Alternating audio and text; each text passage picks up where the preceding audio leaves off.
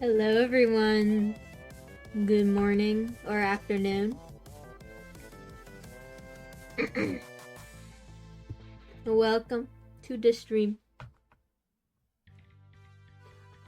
Hello.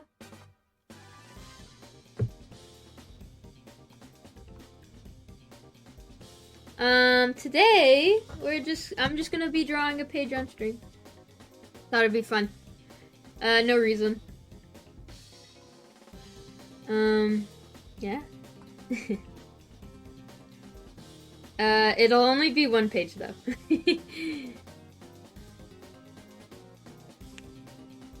I had some people ask me questions about the applications, so I'll try to answer them. I'll try to answer them this stream. People were asking me, like, if they're gonna close or whatever. Or, like, when they'll hear back. And, sorry, I have, like, phlegm in my throat. Oh, wait, let me turn on captions. There we go. Now you guys can actually understand what I'm saying.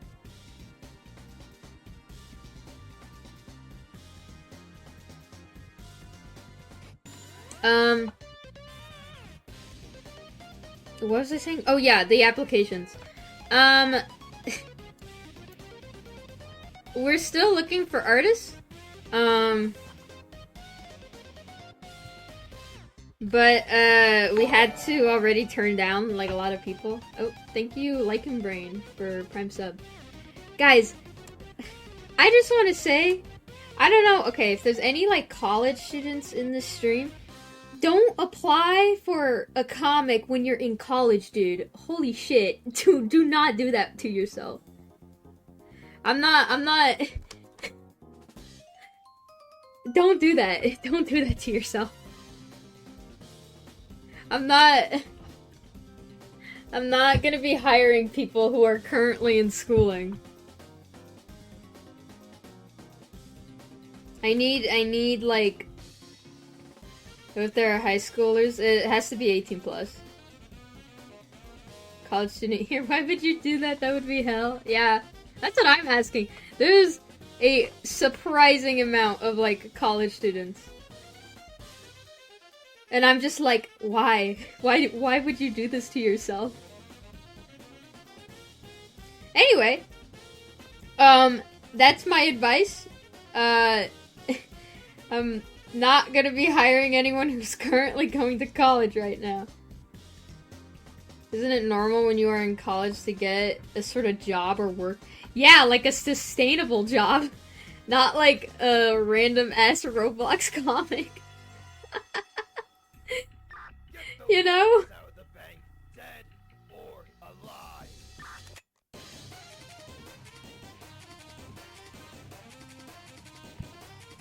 Anyway.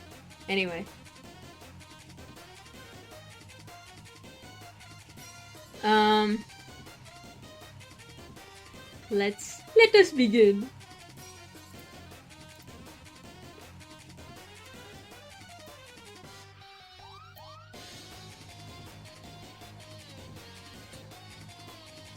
Stay in college, kids. I'm kind of a hypocrite, but stay in college. Alright.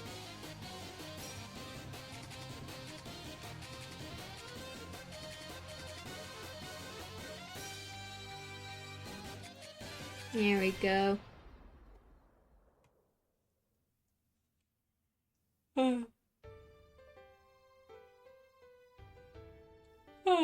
Big yawn.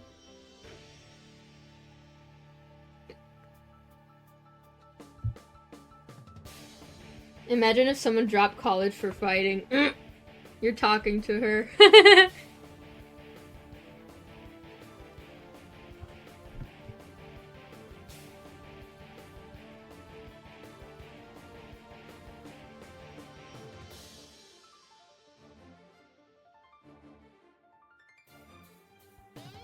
Wait, actually, okay, it wasn't for fighting. It's because I was making more money on Roblox.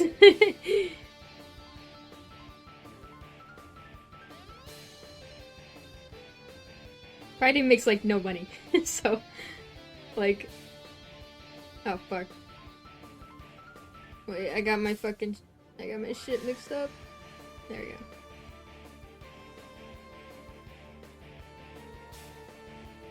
Bums need to work on my cool Roblox comic. Okay, this is an announcement to all bums in my chat. I will hire you. If you're a bum and you need, like, a little bit of extra money, go apply for my fighting comic.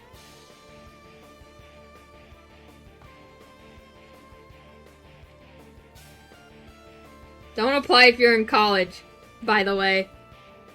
Okay, hang on.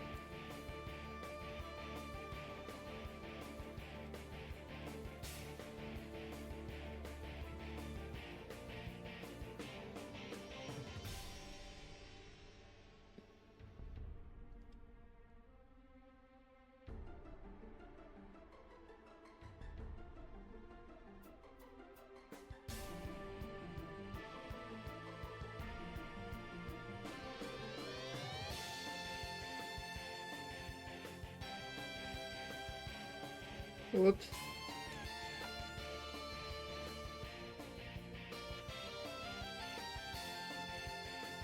How?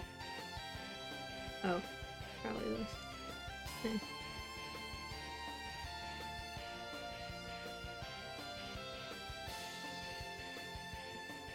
Hi, Sword. Oh, this just gave me a thought. Does college exist in the Inferno?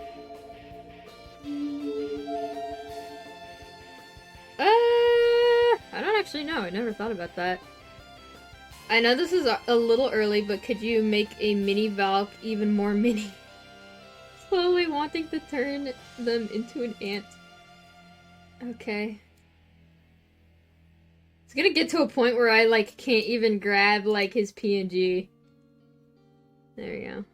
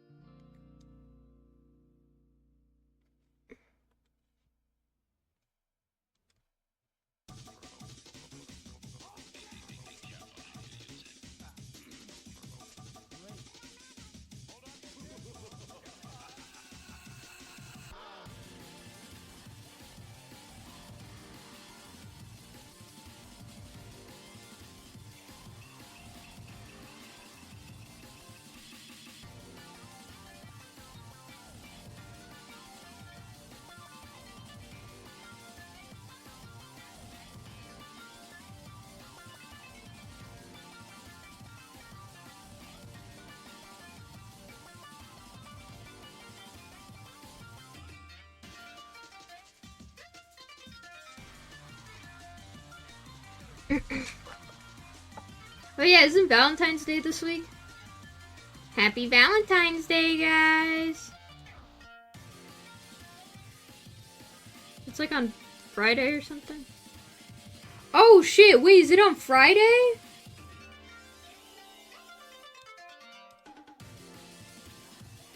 Haha, that's a lucky coincidence.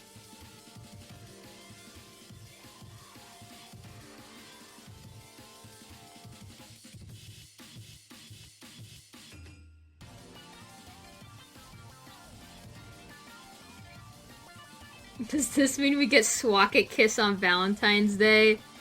Answer my 3 riddles. My riddle's 3. Can we bring Mini Medkit back and put him by Sword? Okay. Where is... Oh, maybe we can also do some of the minis today? Like, after I finish the page? How about that? Boom.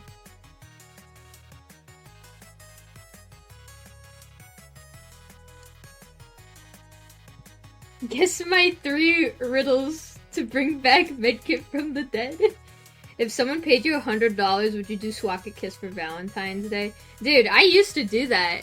You know, when, like, fighting was getting, like, 60 players, I was like, yeah, I'll draw ship art for money. People paid me for it. I can't do that anymore, though.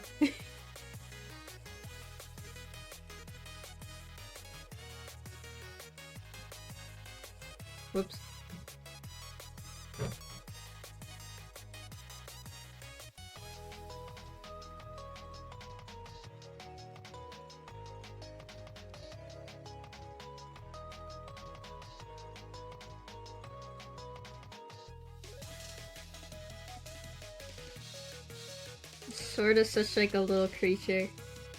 Someone paid you $1 million, would you do Sodakettle? Maybe. So I've been wondering, since Infernals don't eat like humans, how did they get nutrients to respire? To respire, get energy. So my question is, do Infernals need to eat in some way, or do they undergo photosynthesis? Sleep.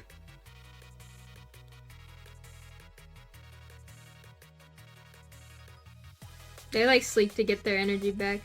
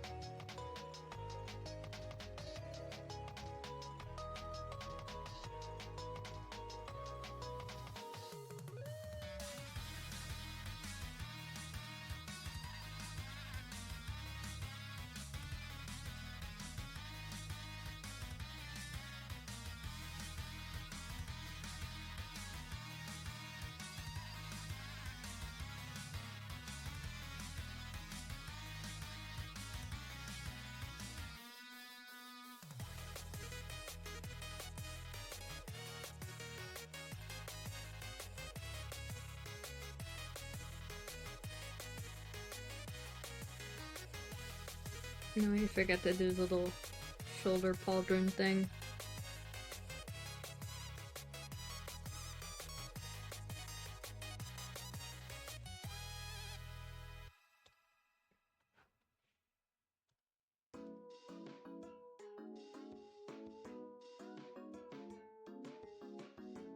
Winzuka Death Arc and Death in the Family.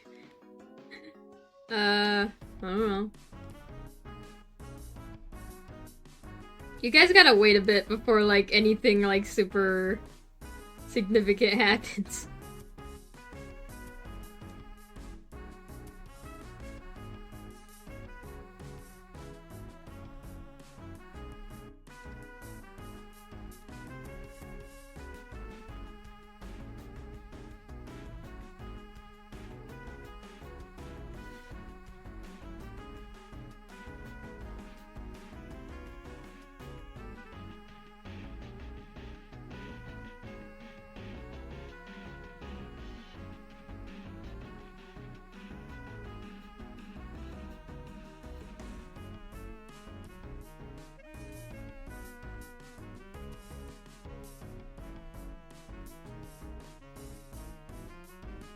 So Medkit being gone is insignificant? Well, I didn't say that. I just said that's like the... What's it called? Like... Oh god, there's like a word for it. I'm like trying to remember. That's like the inciting incident, you know? Like, you guys already know about that.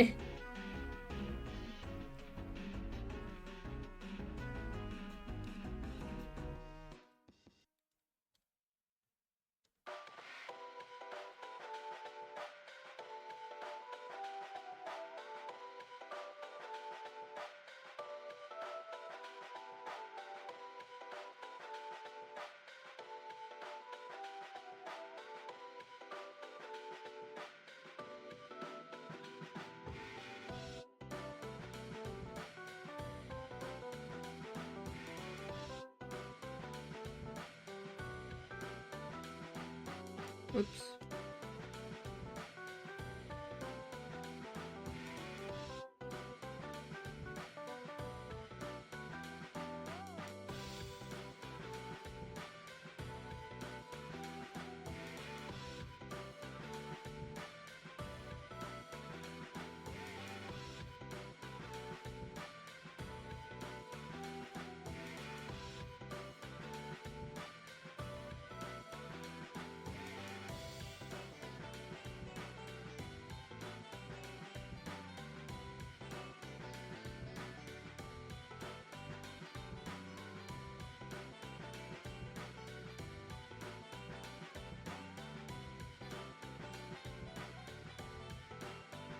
Let me take a sip.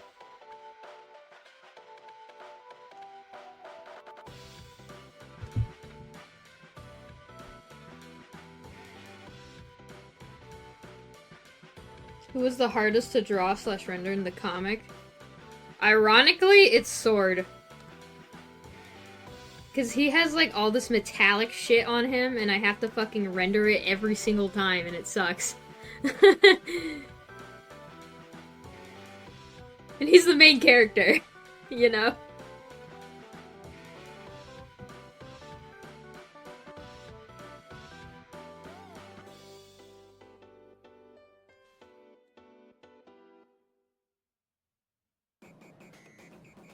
Oh wait, I missed the spot.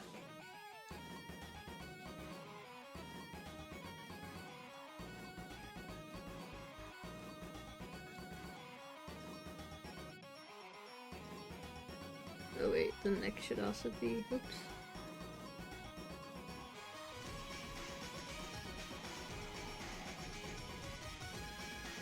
There we go. Oh yeah! I don't want to say too much on stream in case it, like, doesn't happen, but I am in talks to do another fighting collab. I won't say with who, though.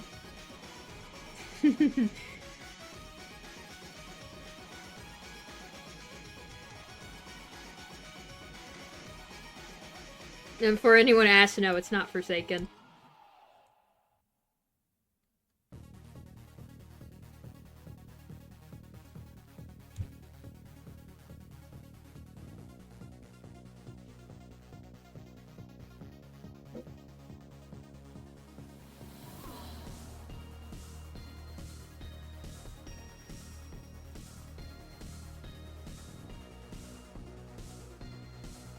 Is it perchance Stars Align? No. That kind of fell through.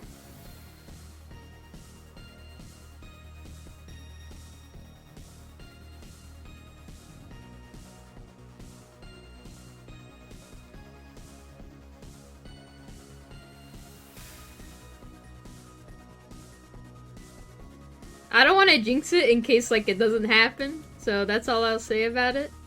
But... Whoops. Yeah. If it does go through, though, it's gonna be dope.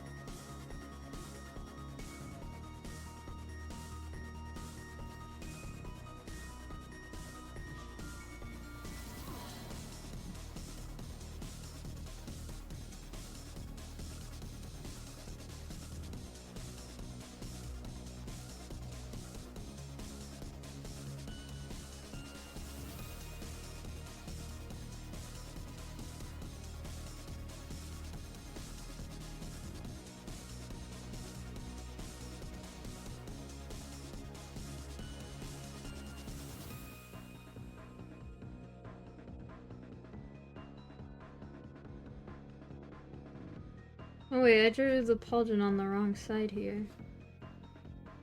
Whoops. Whoopsies! I'll have to fix that.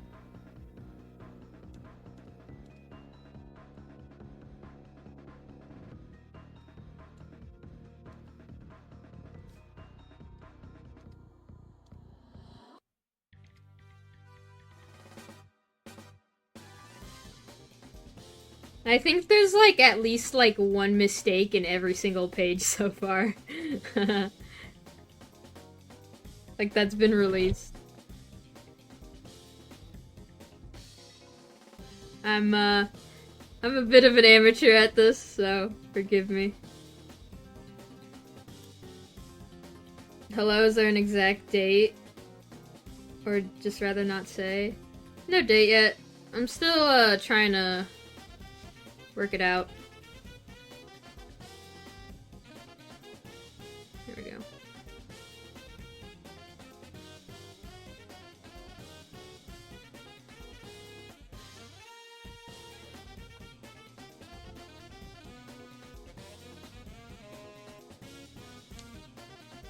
Nah. Knuckles crack.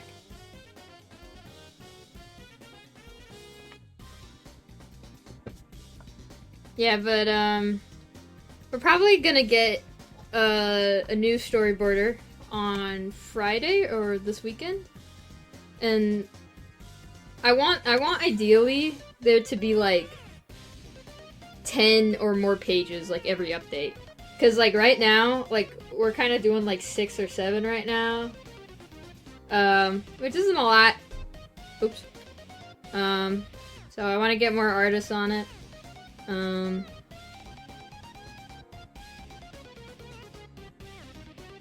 Did someone say fighting? No.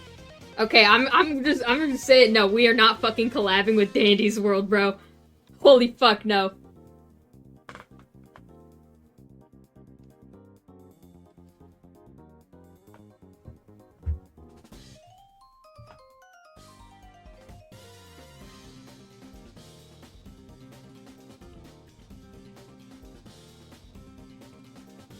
Ugh.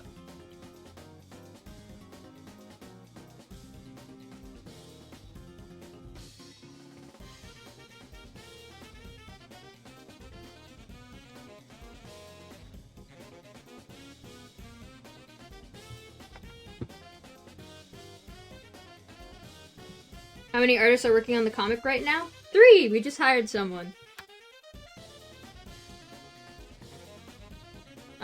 Well, 3 artists and a writer. I don't write the dialogue. Because I'm not super good at it.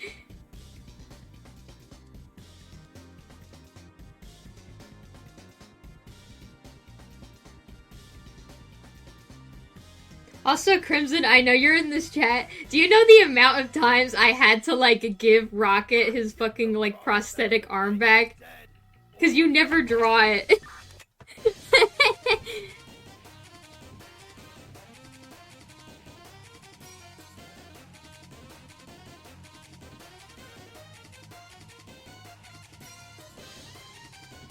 Yes, I do. No, you don't. You're a fucking liar. You're a little liar.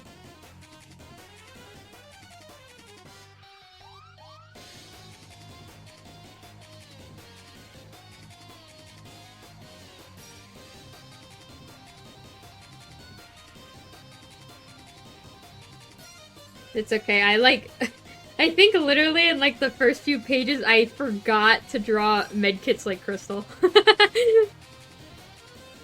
Like just straight up. Like it's not there. Oh, actually, I wanted to ask. I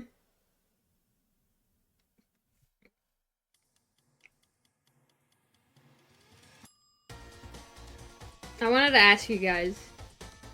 Do you think, like, if there's, like, any mistakes in, like, future pages, we should, like, spend time to, like, go back and fix them in other updates? Or should we just, like, ignore it for now?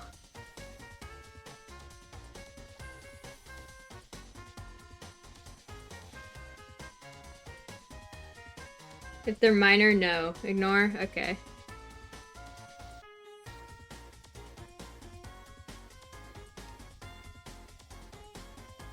Unless it's, like, super important, ignore them. Okay. Guys, what should we make Zuka's, like, tank top color?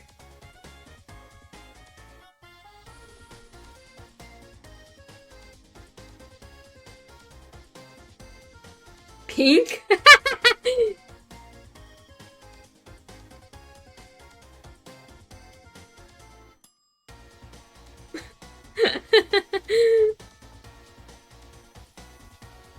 Wow.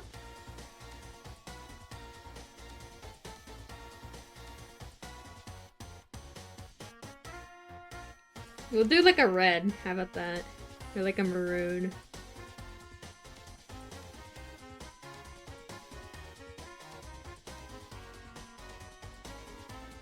There we go.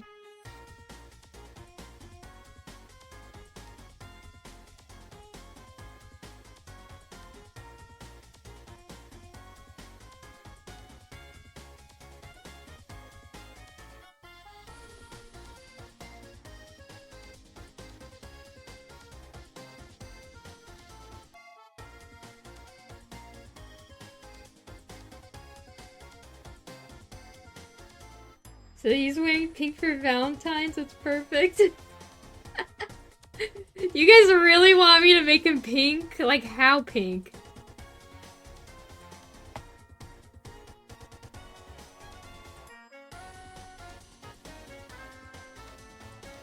Hot. You guys are... Okay, why do I even listen to you guys? Yeah, I'm gonna keep it maroon for now.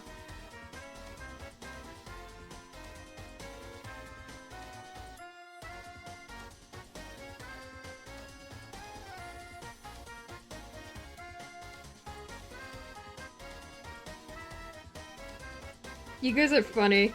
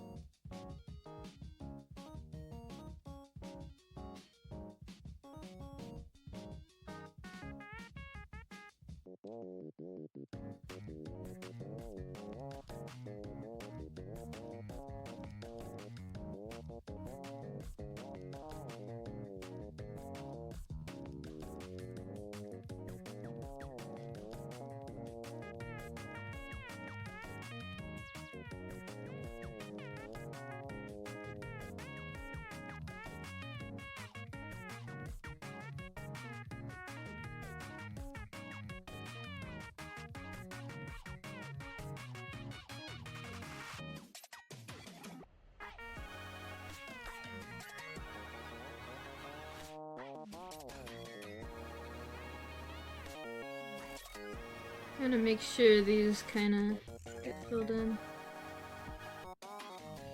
There we go.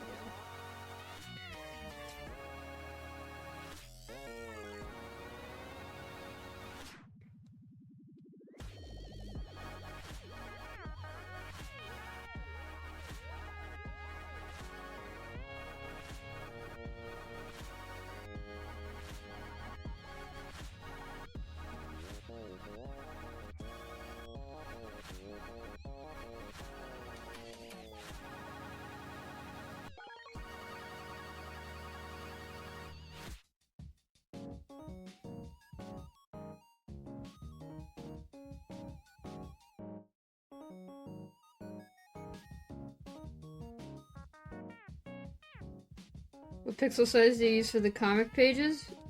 1800 by 2700.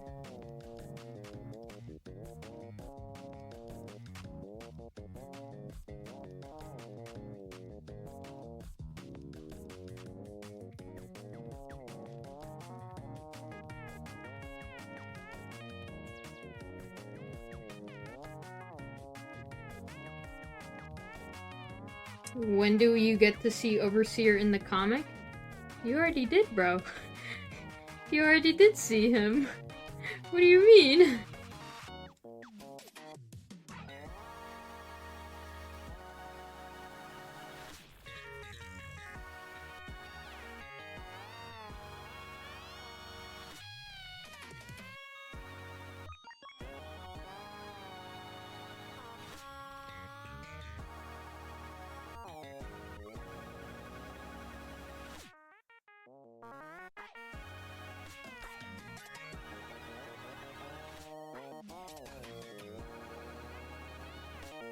Like, fully? I'm not gonna tell you. Why would I tell you?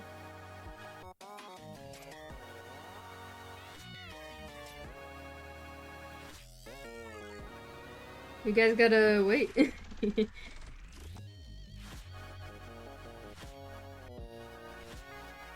Okay.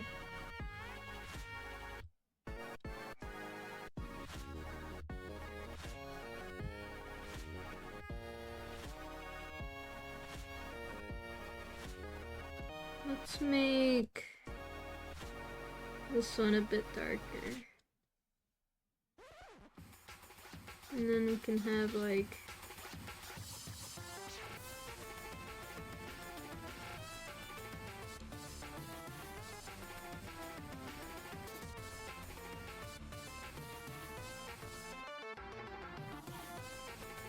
And I want this to be dark as well.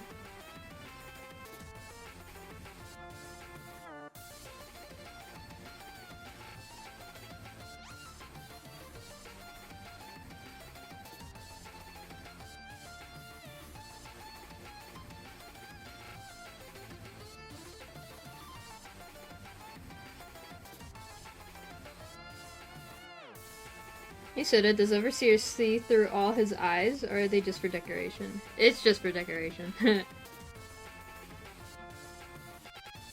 Even though they move in the trailer, they're just like little pins.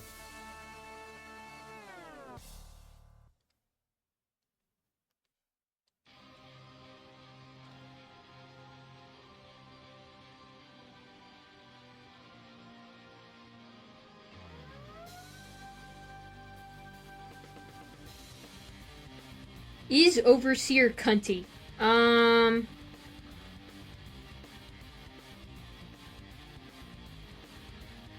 think he's a bit of a girly pop mama.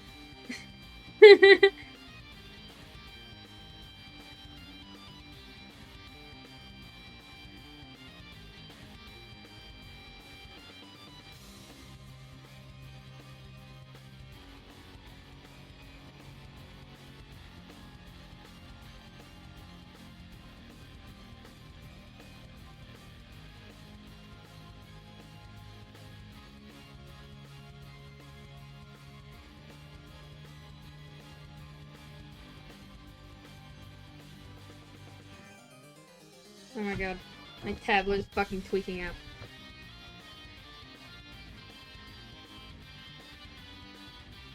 Yeah, it'll be fun when we get to the Overseer bits.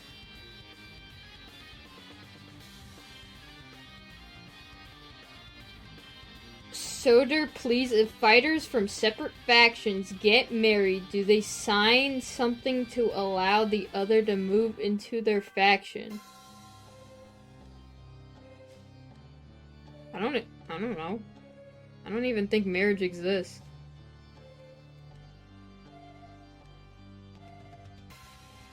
Like, they're too busy fighting.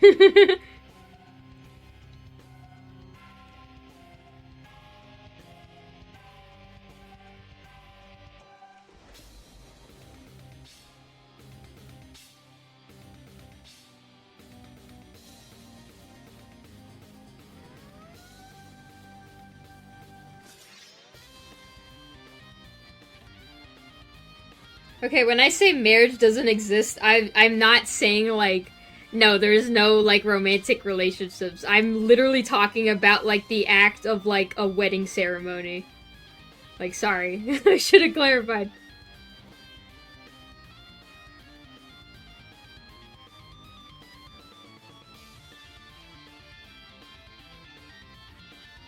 You could still love someone without marrying them. Yeah, that's what I meant.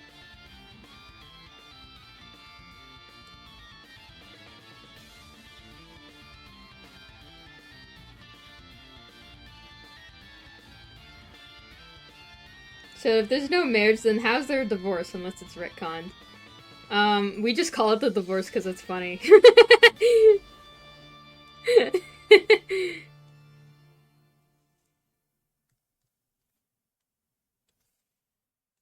It was not retconned.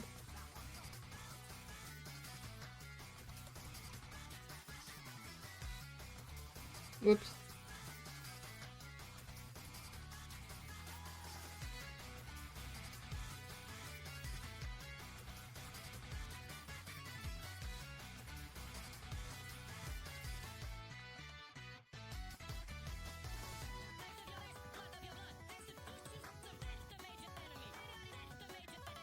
What would be the ultimate act of trust for Infernals? Like maybe helping with horn maintenance, sharing gears, etc. sort of thing? There is one in general.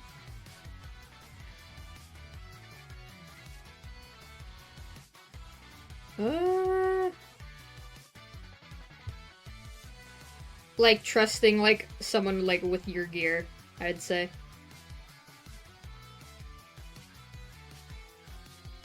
Because like gears are like their whole identity essentially, right?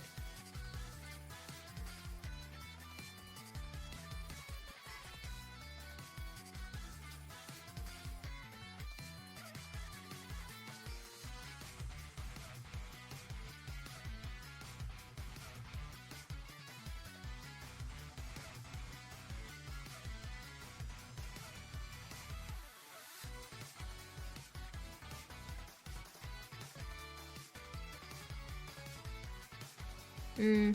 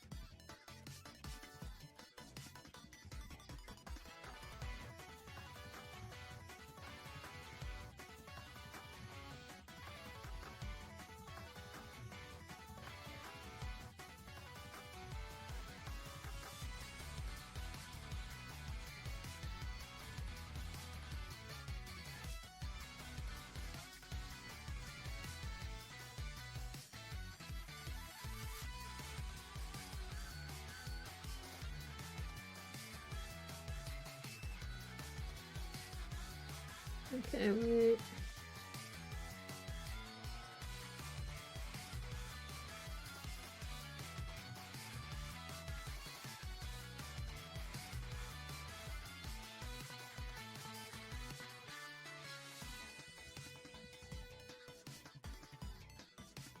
There we go. Oh, I gotta get the correct bubble colors.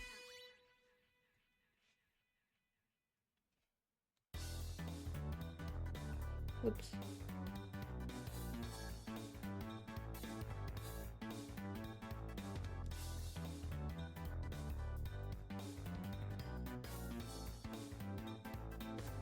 What chat bubble would Zuka have? Like a white? Nah. It literally blends in with the skin. Maybe like a gray.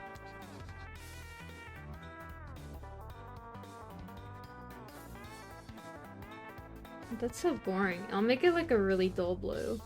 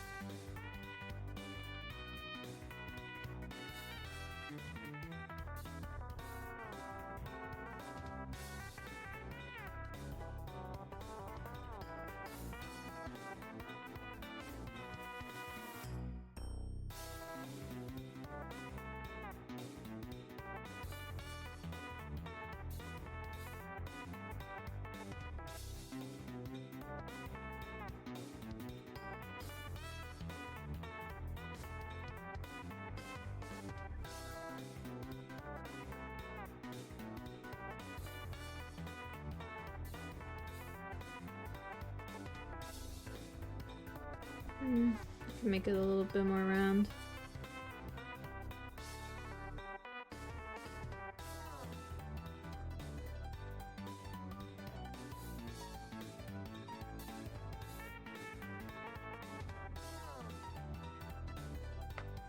I said, are Flipside parents still a major part of the lore, or not so much anymore? Yeah. They're a big part. That's why I haven't said shit.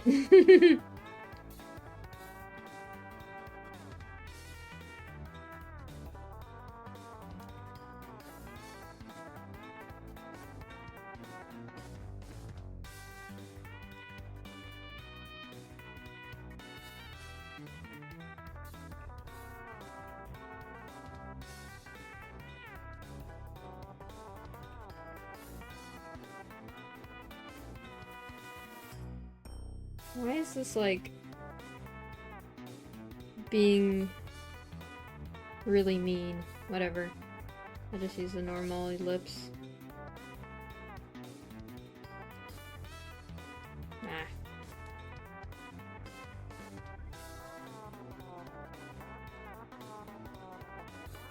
There.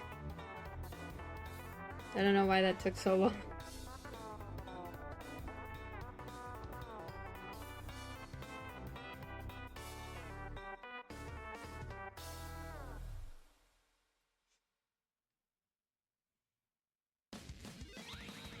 Did I miss any other little chat bubbles? I don't think I did. Oh, here.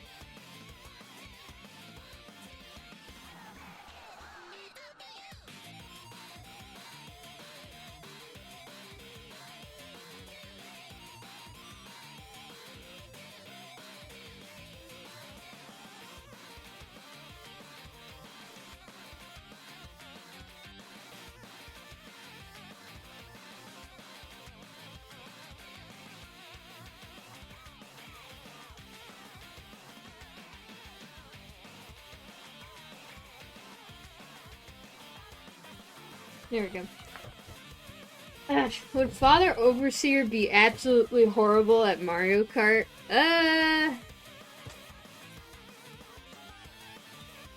Probably. I don't think he plays video games. He's not a gamer.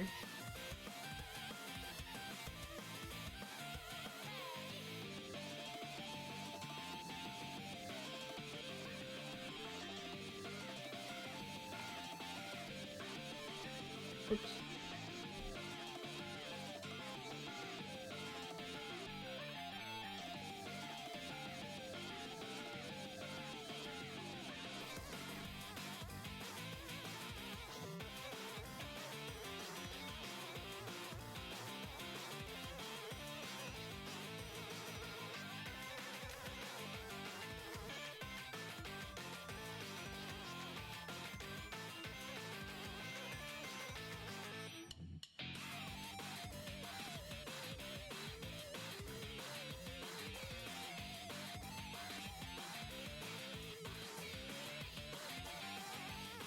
Very cool. Now we can do some rendering. This is not my favorite, but whatever.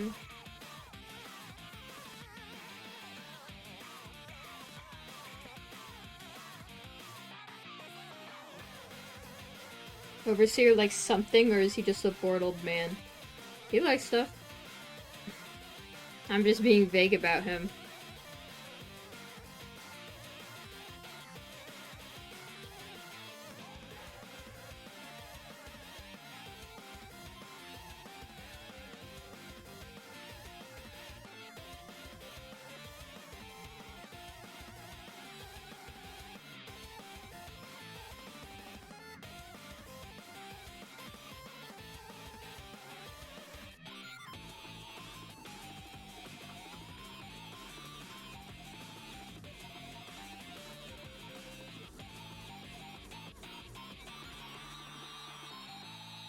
Okay. I think I use like a purple or something. Let me check like my other...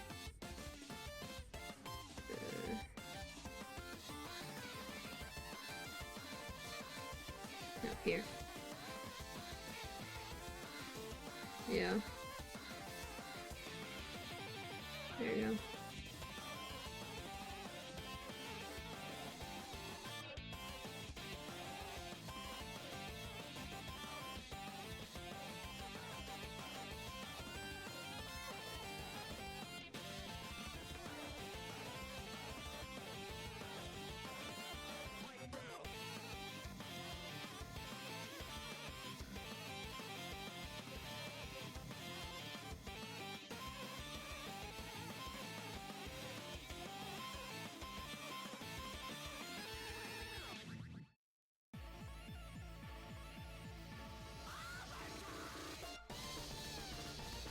What is this? Oh, wait. There you go.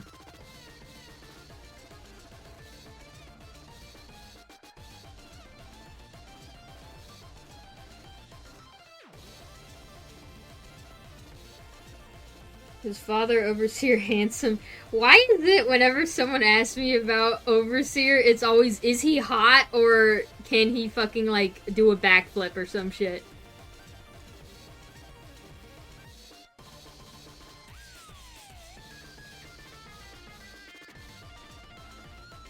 That's, like, not even the first time that's been asked.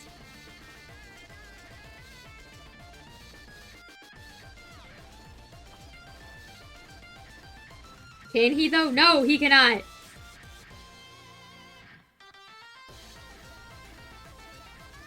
Does Overseer like pineapple on Crimson, why are you the one asking this? I expected better from you.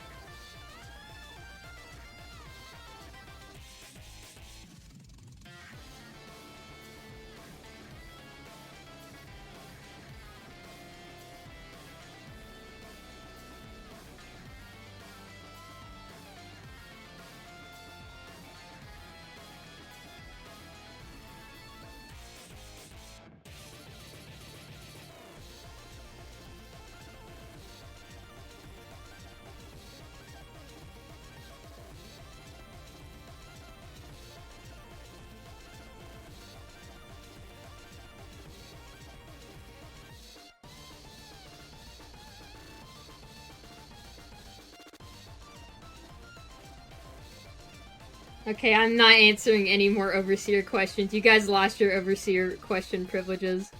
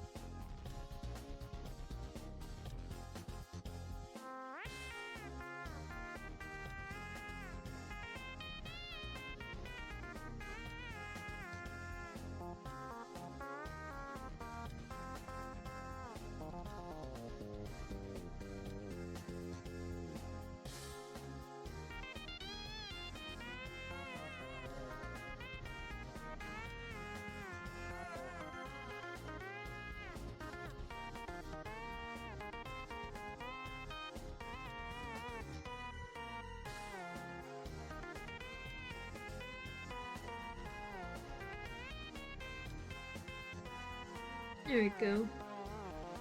Hi, Zuka.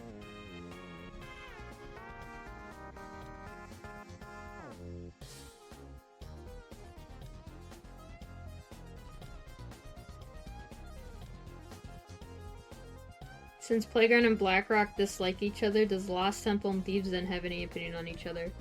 All the factions dislike each other.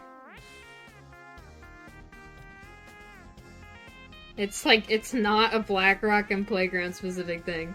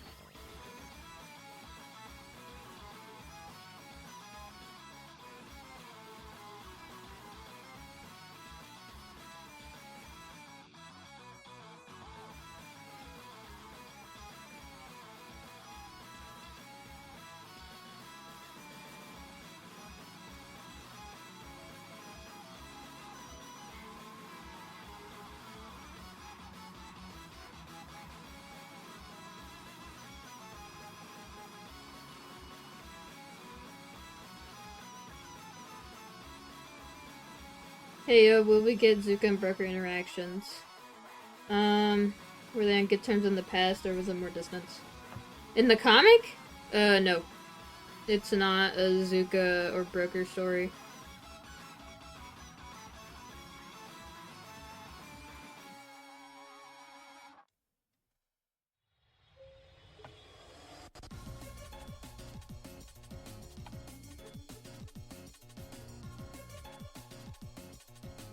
Not necessarily in the comic, just anywhere, really.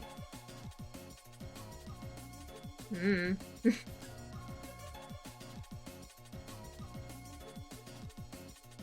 That's kind of vague.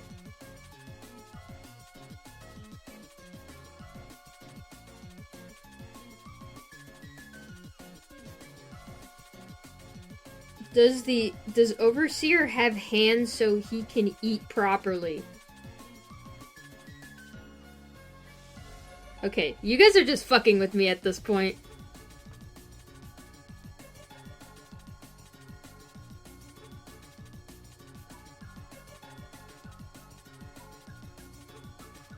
What do you mean, does he have hands? He literally has hands in the... What?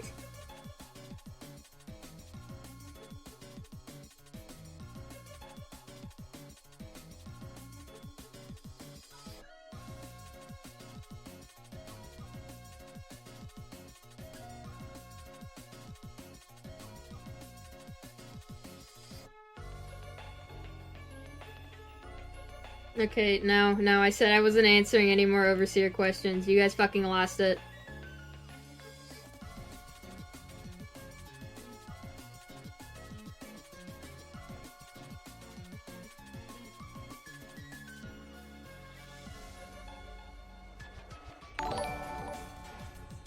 Thank you, Red.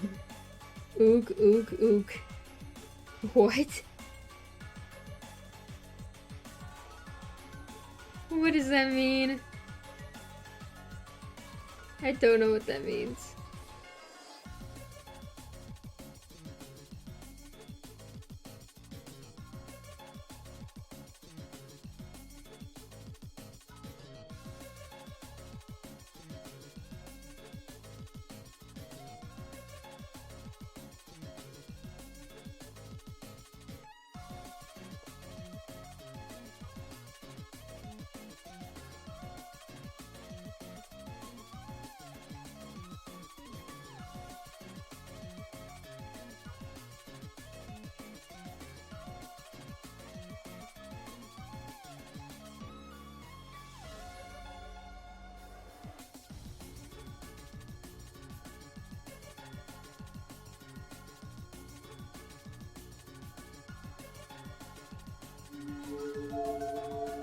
Brooke burnt down house and sister cry. Oh no.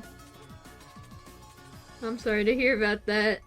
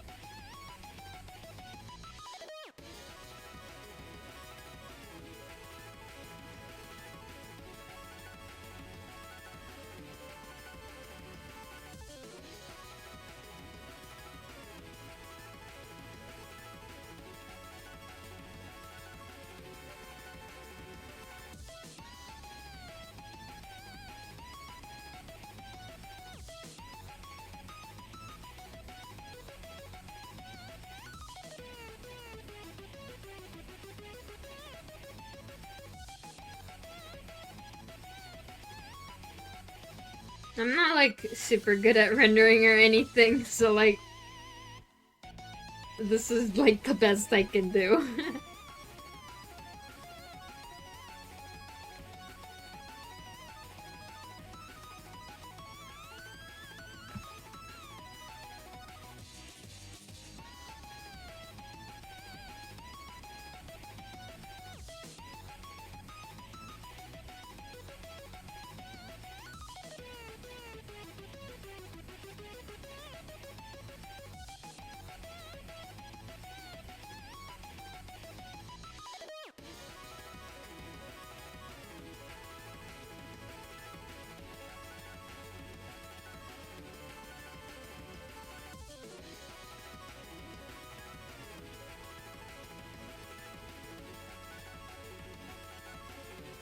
Hi, Zuka.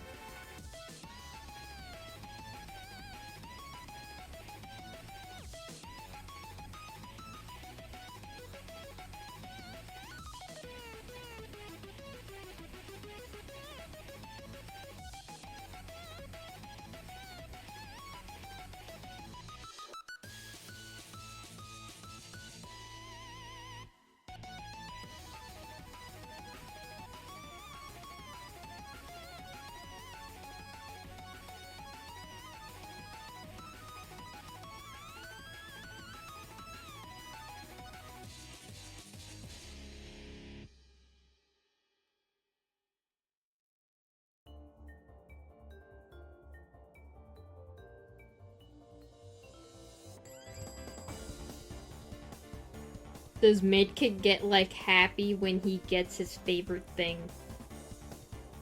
His favorite thing? I don't even... That's so vague.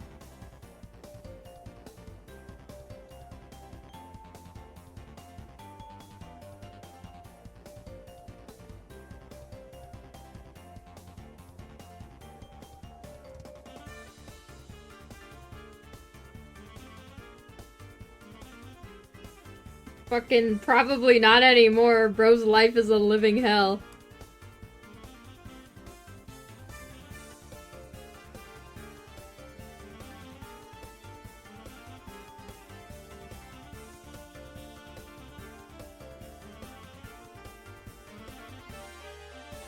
This Medkit gets sad when he gets his least favorite thing.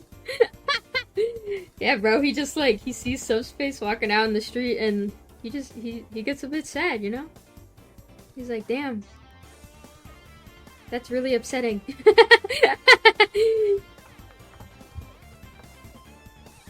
That's really upsetting.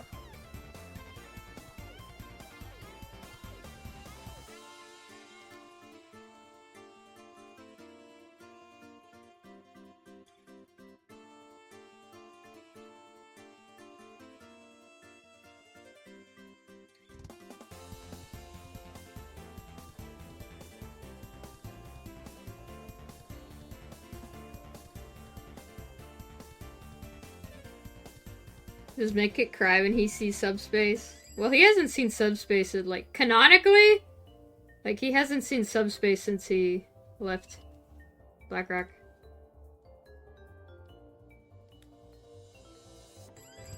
Why is this neck fucking me up?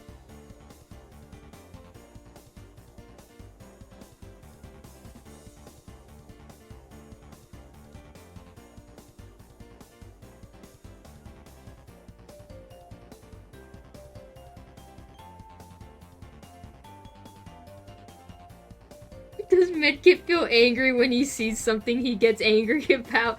Yes, guys, Medkit feels human emotions, yes! You could stop asking me.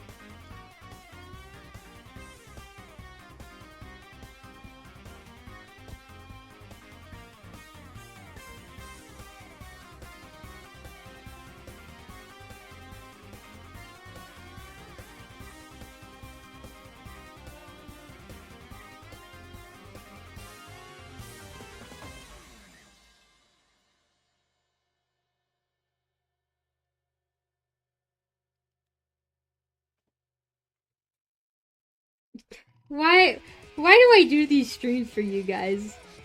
You guys are insufferable.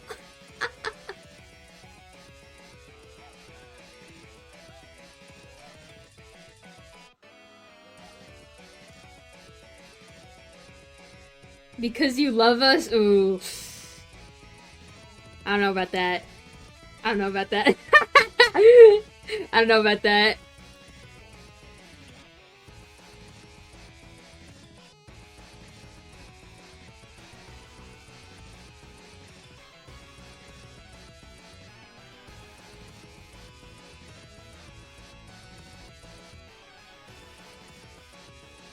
Why is Medkit so fucking ugly? God damn.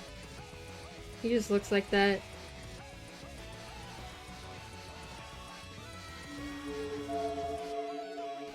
Free entertainment.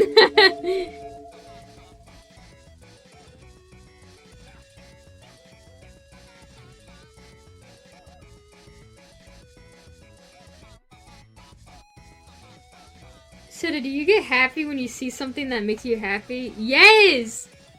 And then I get sad whenever I stream. Sorry, that was really mean. That was really mean. I'm sorry.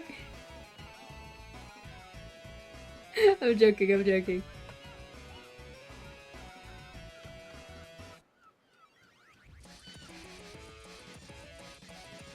You guys are really fucking starved for content if you're asking me, does Medkit get happy when he sees something that makes him happy? God damn.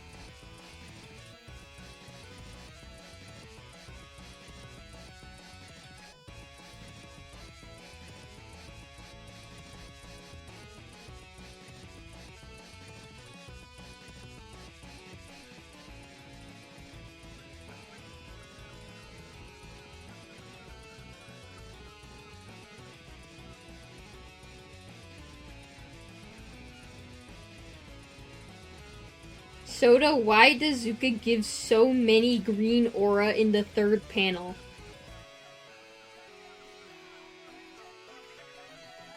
Soda, why does Zuka give so many green aura in the third panel?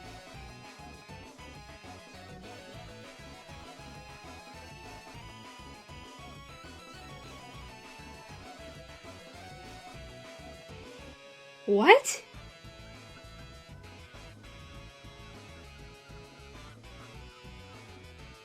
What does that mean? Green aura?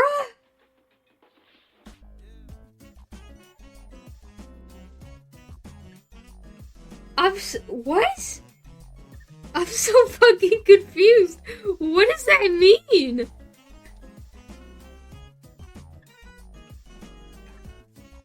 He's not green. What? He's wearing red. Huh?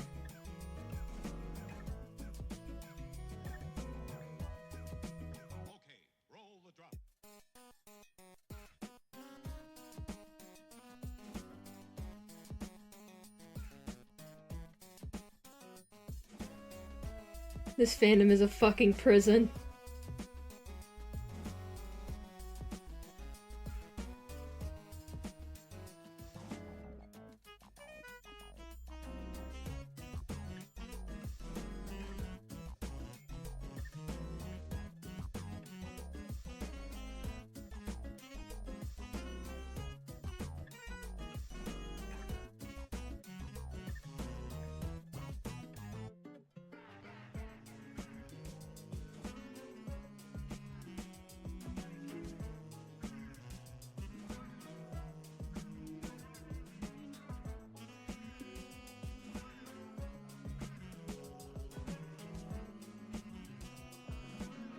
I'll do that on the other layer.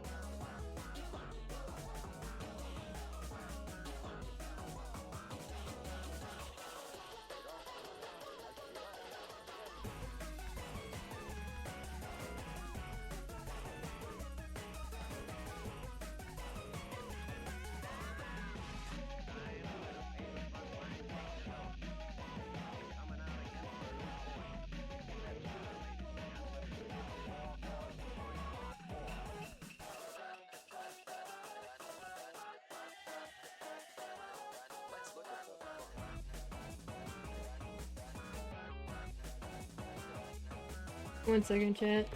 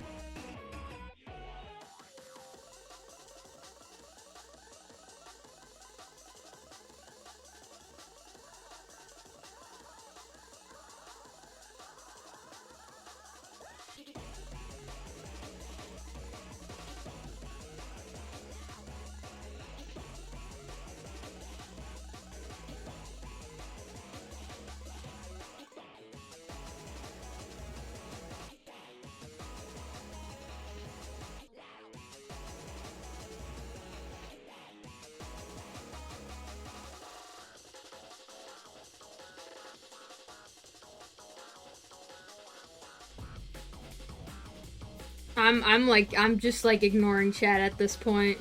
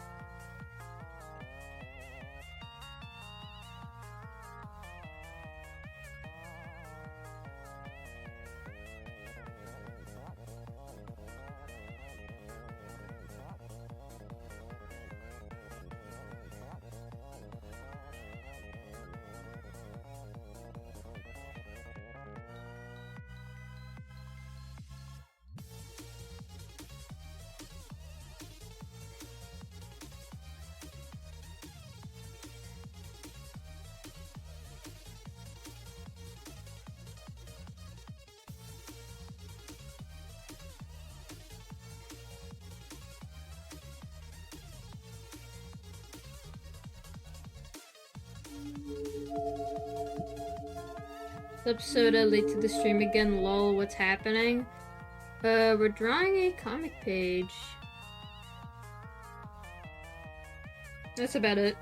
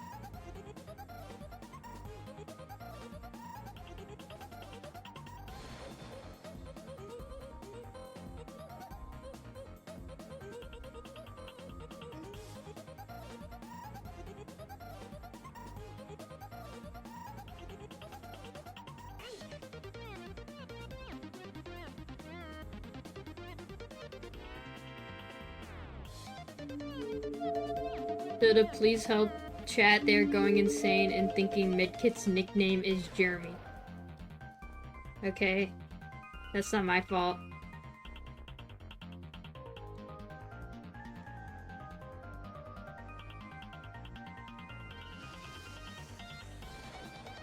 Also, it's fucking Eugene. Get it right.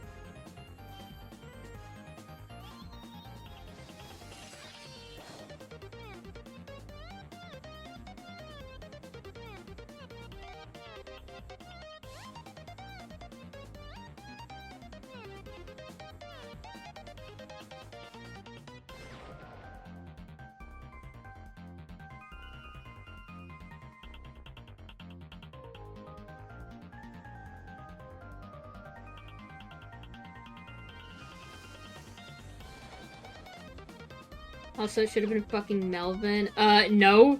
Fuck you. It's fucking Eugene.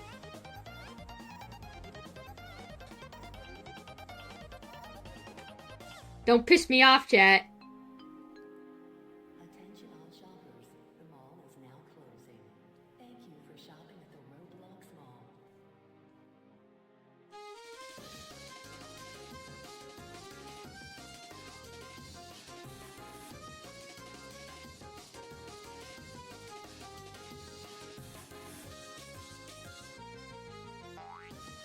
Fuck you. It's fucking Eugene. Don't fucking... Why the author acting like she knows so much?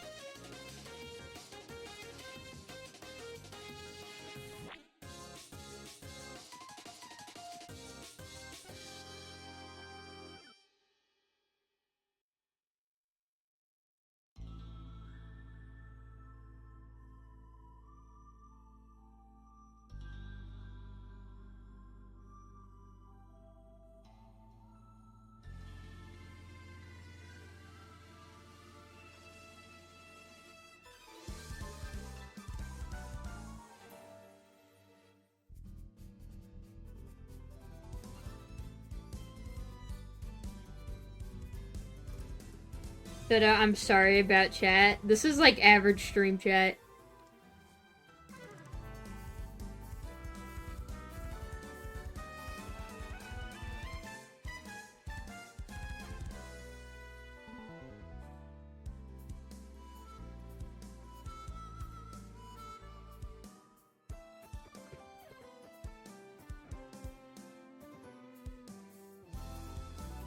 Okay, let's switch the topic then. What do you guys want to talk about?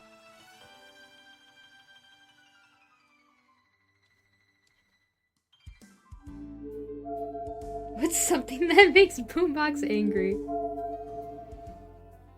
I don't know, I don't think Boombox gets, like, angry a lot. People being mean.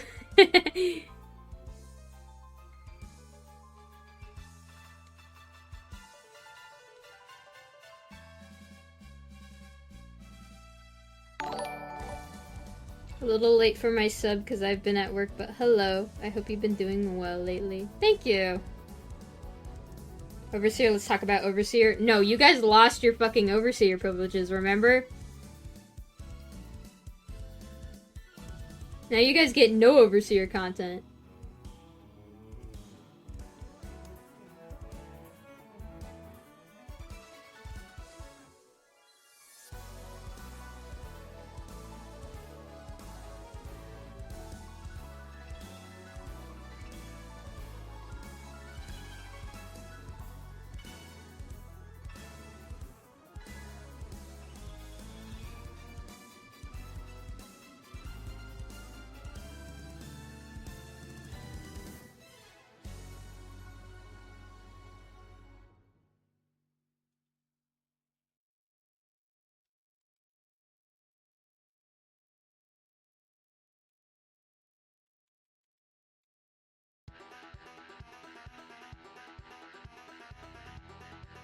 I need any light blocks info. She's dead.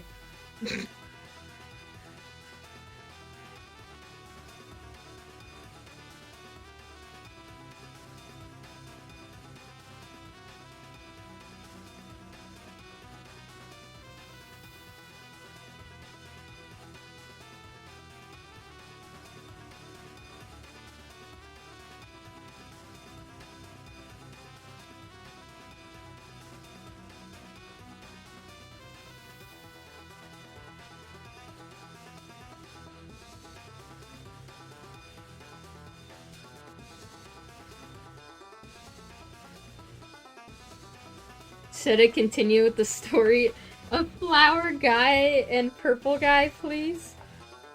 Oh no. Oh god, okay.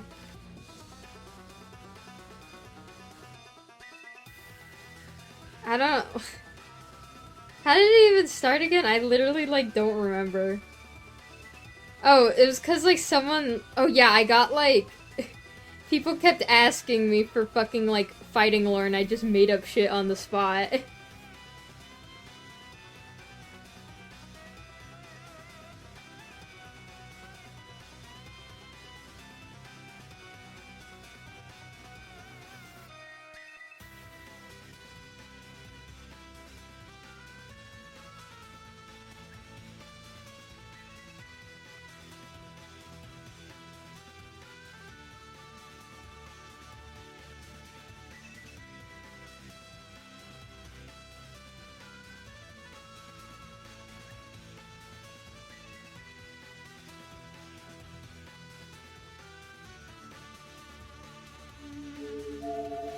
Chat ass fighting lore soda makes up shit, it becomes canon.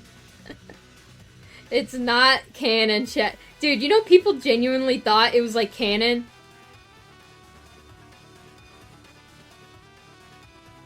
Like, genuinely?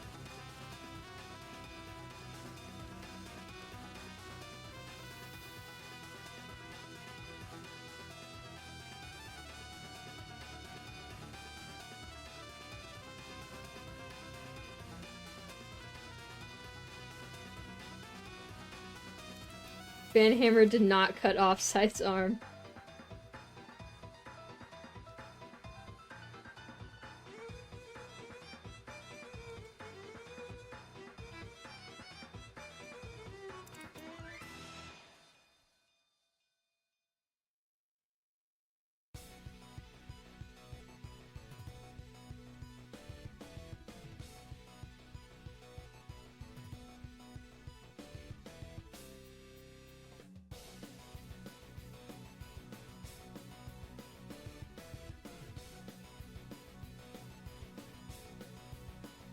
Okay, guys, ask me a lore question and I'll answer it. 100% truthful. Definitely. Definitely.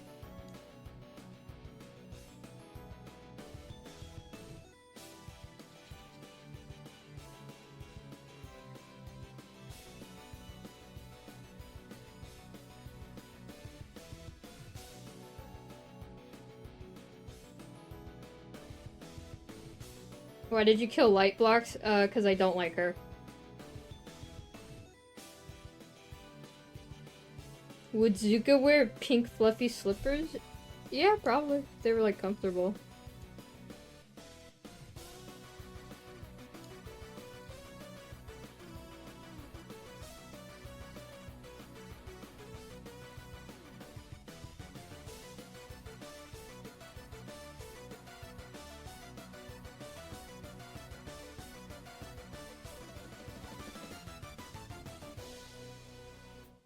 What is Scythe for? I need to know. Oh, a big yawn, sorry. We already did Scythe lore last time. You guys missed it, sorry. Yeah, I explained the entirety of Scythe's lore on stream. You guys missed it though, sorry. Real unfortunate. Real unfortunate. Can we give more work content? Nope, she's dead. I'm just killing everyone today.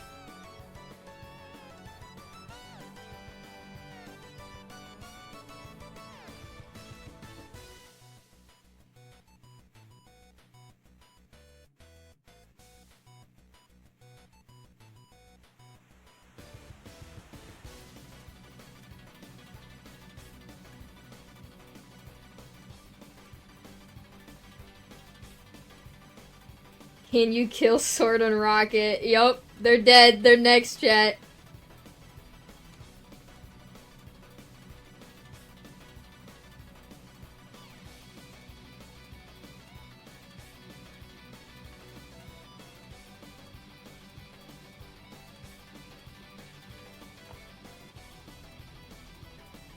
I need Boombox lore. Okay, so Boombox.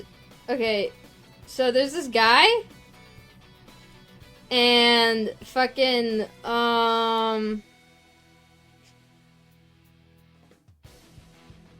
there's this guy, and he works at a Radio Shack, right? And this guy, he's like bored out of his fucking mind because he wants to play like music and shit. But he works at fucking Radio Shack. And they won't let him play music cuz they think he's ass. and fucking his boss is like you need to sell more records, and then we'll have you play your first your song, whatever. We'll put it on the radio. And this guy, we need a name for him. Fucking Mr. DJ, he gets real fucking happy about it, and he's like, "Oh my god, yes! All I need to do is just work hard and fucking I'll be able to like play my songs on the radio." And so he works real hard to sell these like CDs and shit and like vinyl, right? And he works really hard, and then eventually his boss is like, all right, buddy. We're making like good progress. But then Mr. Bossman, he realizes like Mr. Bossman is like, well, this guy's selling CDs for us. We don't want him to like go make music. We don't want to like fire him. He's giving us money.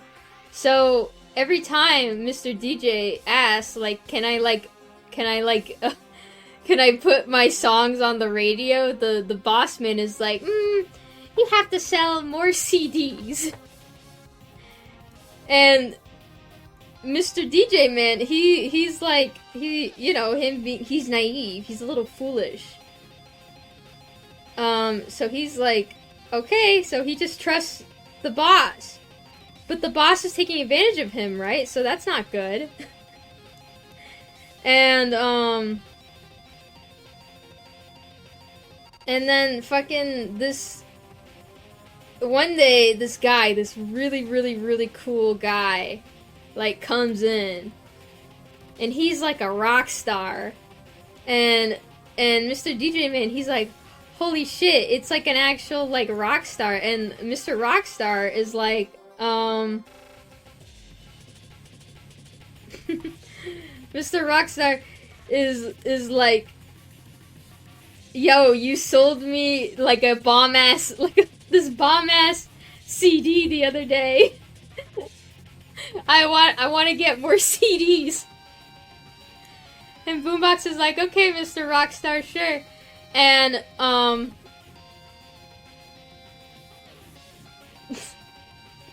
and so Mr. DJ Mr. DJ man like goes into like the back and like scrounges around like for like his CDs and stuff, and he grabs this CD, and it's a CD of sorry, I need a drink of water.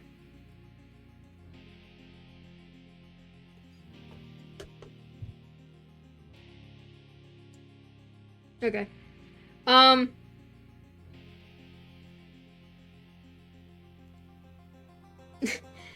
He grabs a CD thinking like it's like a different, like it's a CD for like a popular like crossroads like musician, But instead, he actually grabs the CD that has, like, all of, like, his test tracks on it, Mr. DJ's test tracks on it, by mistake.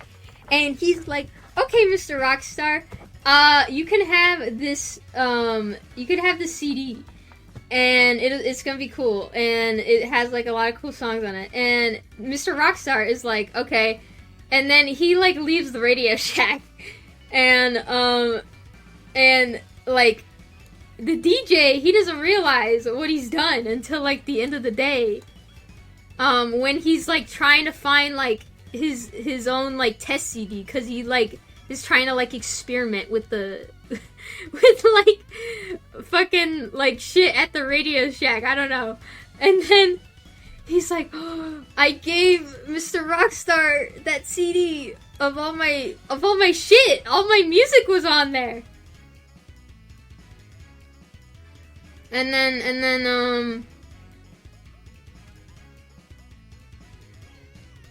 then he gets, like, really, really nervous.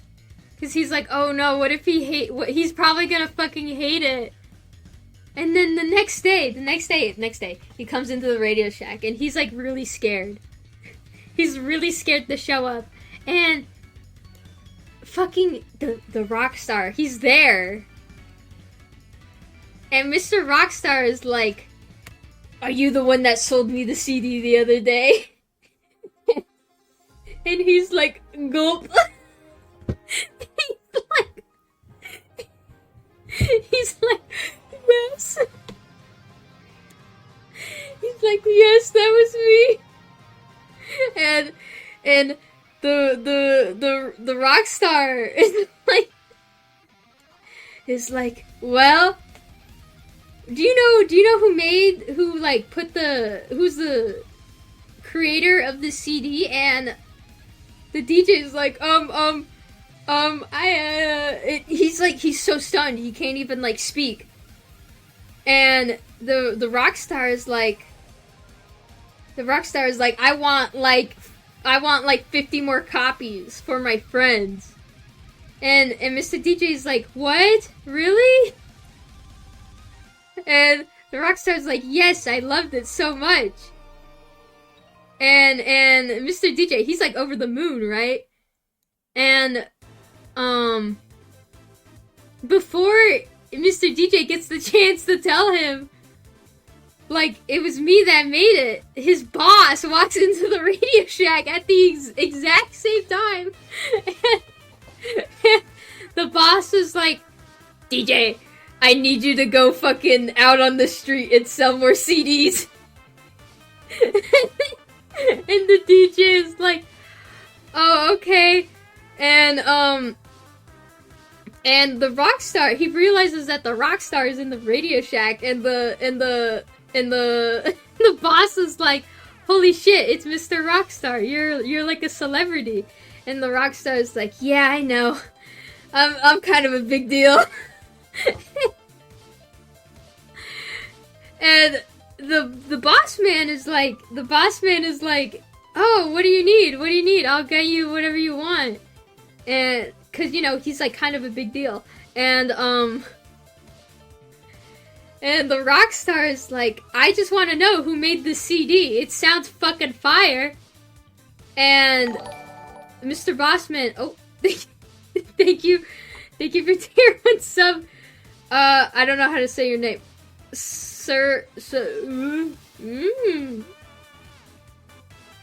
I'm gonna call you CM. CM, thank you. Sorry. Like, fuck, where was I? I literally forgot.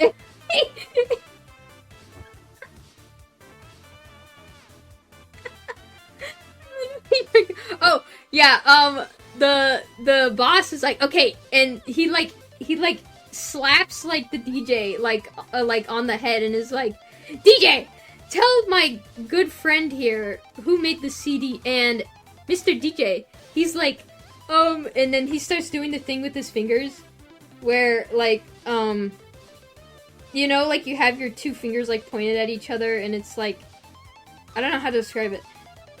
It's like your two pointer fingers, And they're like, he's doing like the nervous thing. Yeah, that chat. Yeah, exactly that. And he's like, it was me. I made those. You weren't supposed to listen. They were really good. I was just like messing around. And Mr. Rockstar, he's like, this is amazing. You're like a natural born prodigy. And Mr. Bossman realizes like, oh no, he's gonna steal like my best employee. And Mr. Bossman, he's like, Mr. Bossman, he's like, oh, do you have the CD on you? And Mr. Rockstar, he's like, oh yeah, I have it right here. And he pulls the CD like out of his pocket, and Mr. Bossman fucking grabs it and throws it on the ground, and it shatters into like a million pieces. and both the DJ and like the fucking Rockstar, they're just like sitting there like looking at each other. They're like, what the fuck just happened? And Mr. Bossman is like, oh, sorry, my hand. It just has like a mind of its own, you know? And like, and he's like, oh, well, better get to selling those CDs, you know? And then like, and then Mr. Bossman is like, well, Mr. Rockstar, if you have like any other like CDs that you want, or like, we can even like play your music like on the radio, like if you want, you know, like that would be, I would be happily like do that for you. And like Mr. Rockstar is like kind of like in shock, because like he's like, did that just like fucking happen like right in front of me? And like Mr. DJ, he's like so sad because like that had like all of like his test like music and shit on there, that he just kind of like gets down on the floor and like tries to like pick up like all the pieces, but he can't. There's like a million different pieces. And he's like, and he doesn't even like really say anything. He's just there like picking up like the pieces of like this CD. And Mr. Rockstar is just, he kind of like doesn't really know what to say. And he's like oh, well, if you, I thought it was cool. I thought your shit was dope. If you want, give me like a call, and I'll like, I'll see if I can like hook you up with some shit. And Mr. DJ is like, but I need this job. I can't like quit. I'm like barely supporting myself. And Mr. Rockstar is like, no, don't worry. We'll pay for it. Don't worry. Don't even worry about it, bro. And Mr. DJ is like, oh, but like, I don't know how my boss would feel about it. He doesn't really like me working on like my new sound and shit. And Mr. Rockstar is like, man, fuck that guy. That guy doesn't know shit about music. And Mr. DJ is like, what do you mean? He's like the owner of famous CD store, Radio Shack. And he's like the owner of famous CD store, Radio Shack. And the Rockstar is like, I've never seen a person that hates music more in my life than your boss. And Mr. DJ, he's like, are you for real? And he's like, yep. Fucking quit your job, work with me, and we could make like some awesome shit.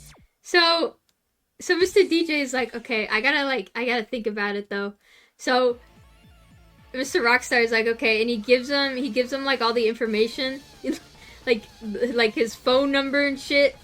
And then he's like, okay, well, if you want to quit, like, I'll like hook you up, you know.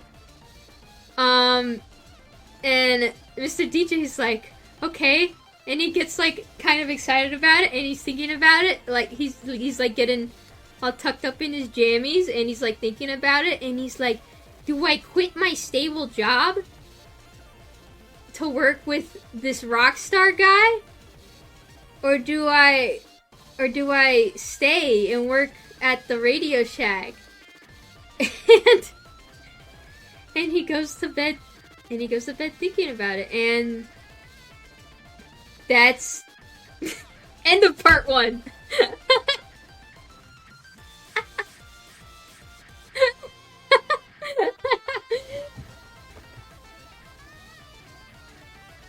You guys will have to read my short mini-series to find out what happens next. Is this even about Boombox?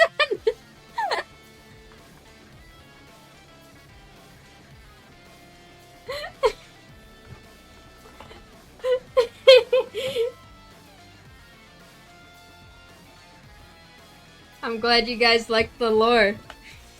That is definitely what happened. That is 100%. 100%.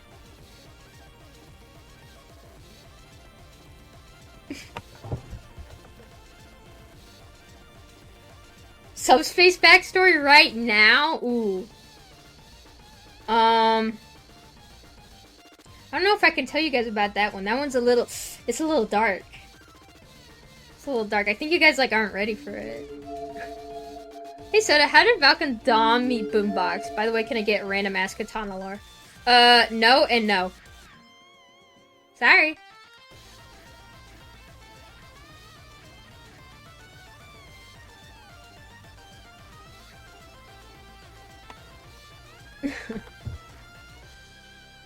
You should do Pugnacious or Traffic backstory. Okay. Okay. Being for real, like, I think Boombox is kind of like more of like indie, and I think they probably just like met at like some kind of like concert or festival or something. That's like it.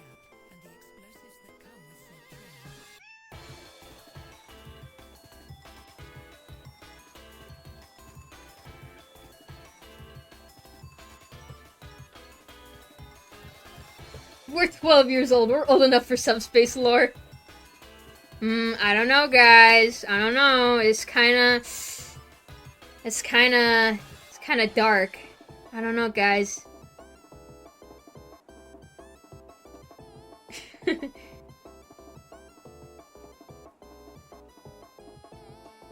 Okay, do I continue with Mr. DJ and Rockstar, or do we do Subspace?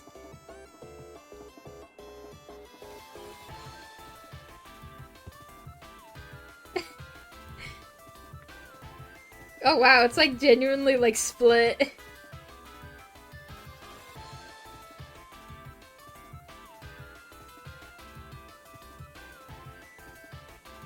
I'm 5, so I'm old enough.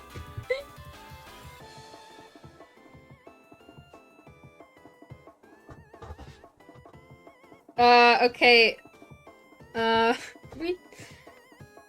me make a poll. I did not realize people were this enthralled in my fucking made-up stream lore.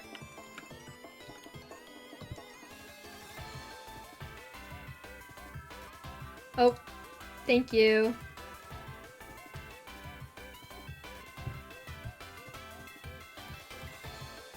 Combine them? Ooh.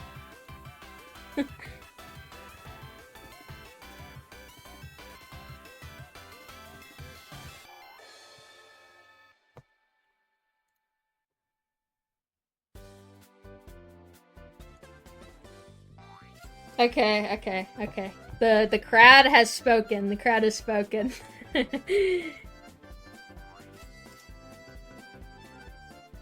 The crowd has spoken. Okay. So... How do I... Okay. Once upon a time...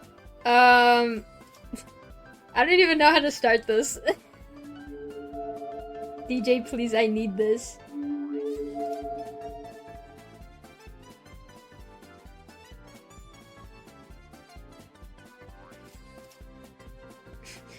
Give me a minute to think about a chat.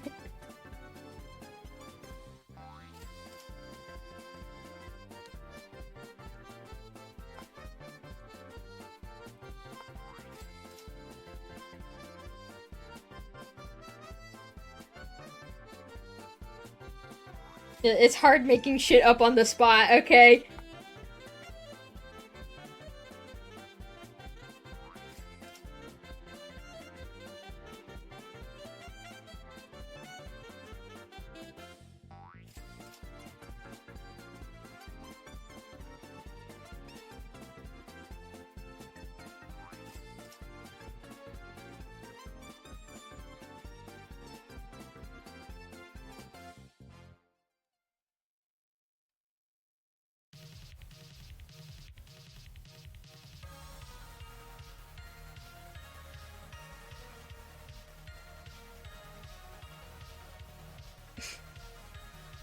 Hey, we're almost done with the rendering.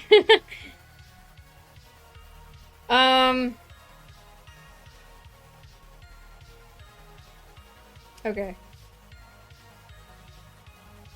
Okay, so, fucking once upon a time, there was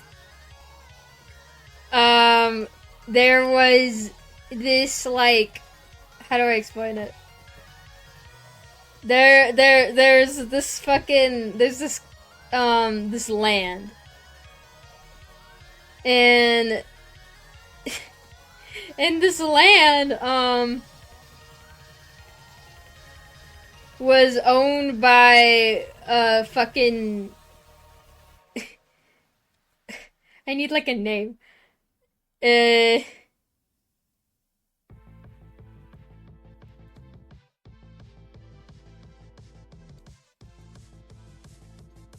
Chat, help me out. I need, like, a name. Who is this about again? It's Subspace Lore. Okay, keep up, chat.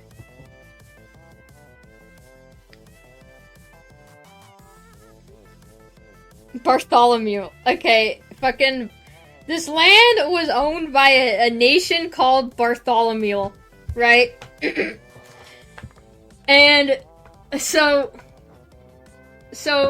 this land, right? They were like, they wanted to, their whole thing was like, they wanted to figure out how to live forever. Because Bartholomew Land was just so fucking, like, litty. Like, they were having, like, parties, like, every fucking night, right? Shit was getting wild. But, like, here's the thing. They were all getting old.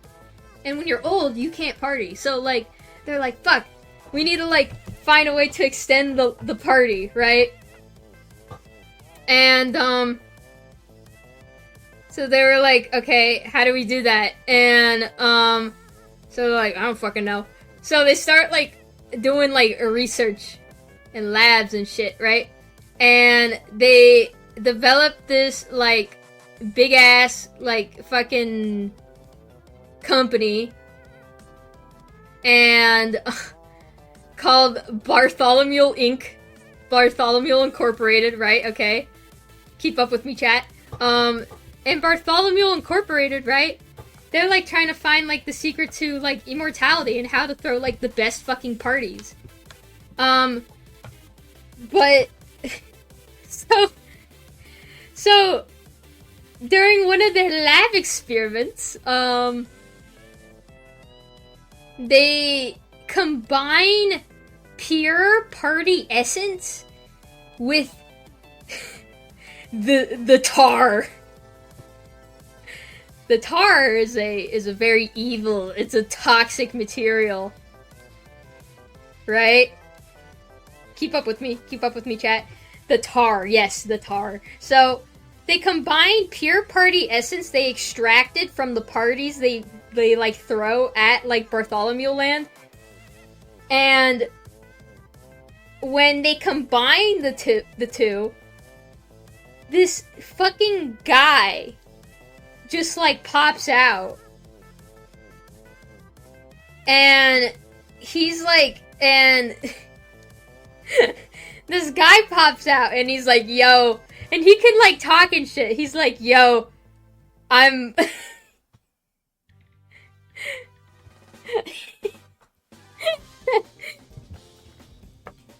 he's like, yo, I was just born. And, they were like, holy shit, we just made, like, a new fucking life out of, like, pure party essence and the tar. So they put this guy in like a test tube, and he's like chill with it because like he was just born like 2 seconds ago, right? So he's like chill with it, and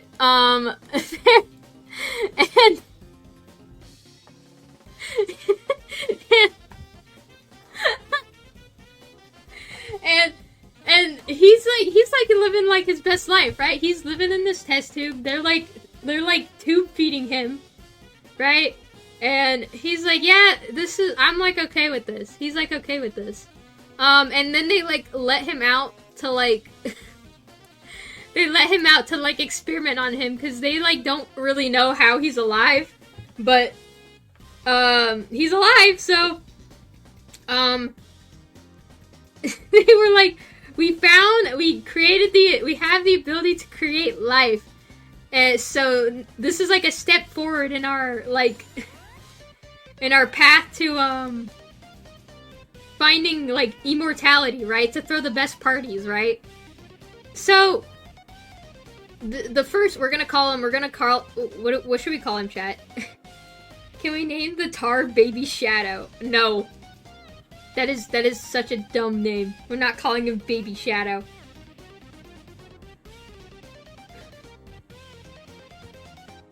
No, I'm not calling him Shadow.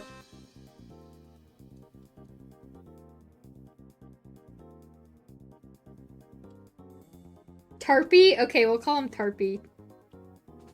So, fucking Tarpy, right? He's like, I'm getting like all this fucking attention from like my he thinks of them as friends because like, you know, like when he was just like born out of the tar, like they were like the first people he saw. So he was like, I'm hanging out with my friends every day, they're giving me attention, I love this shit, right? So it's like going fine for like a few years, and this story fucking sucks. What the fuck? I'm like pouring my heart out and you guys don't even appreciate it. What the fuck? Anyway, so I literally forgot where I was. Oh yeah. So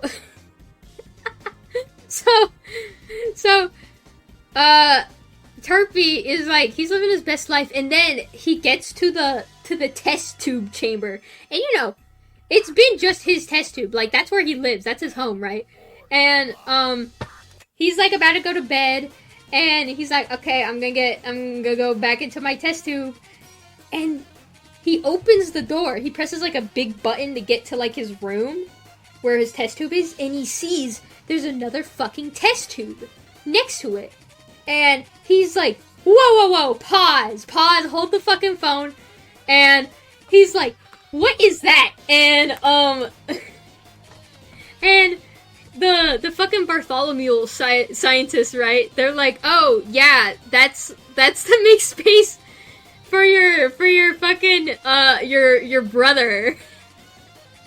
And he's like, what is a brother? And he's like, oh, you know, it's just like, it's like someone that's like related to you. And he's like, what? What do you mean related to me? I thought I was special. I thought I was like the only one. And and they're like, oh, well, you were, and now you're not. You're not anymore. And he's like, oh. So the test tube is empty right now. But like while he's like in his test tube sleeping, he can't stop like looking over and thinking about it. And he's like, there's gonna be another one of me. I'm not gonna feel special anymore. So he kind of like starts building resentment up before he like even meets this guy, right? And so eventually the day comes and he meets like his brother, right? And it's like a or I guess like his younger brother, I guess, because if he's like whatever, his younger brother, right? And and immediately upon seeing this next like little tar baby, he's like, I'm going to spend every waking moment I have tormenting this fucking thing. Because in his mind, like, now, this new fucking tar baby is getting, like, all the attention, right?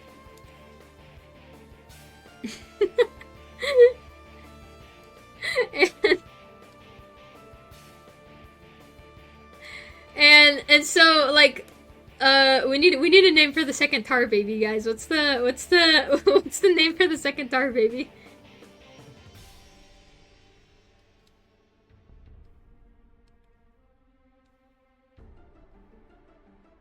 Goop. Okay, we'll call him Goop. I like Goop.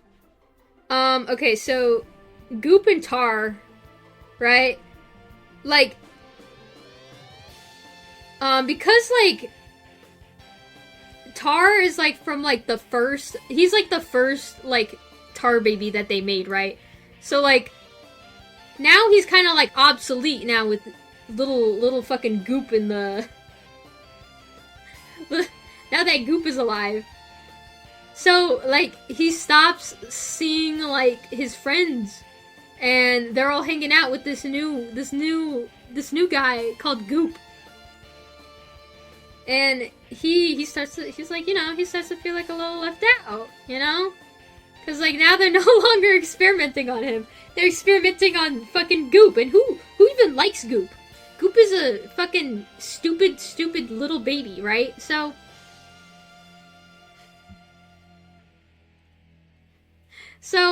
one night, he's walking around the lab, right? And there's been some excitement, cause, like, you know, with Goop now, like, alive, they have, like, a possible lead to, like,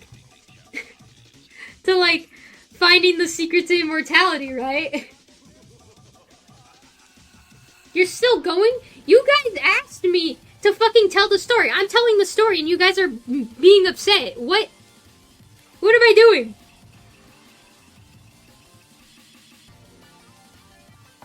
Okay.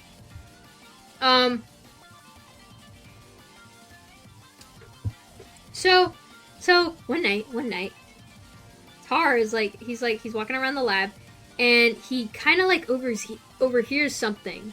And he goes like sneaking around, and it's Goop, and he's talking to the leading scientist of Bartholomew Incorporated, right? And what he sees is Mr. Head Honcho Scientist, right?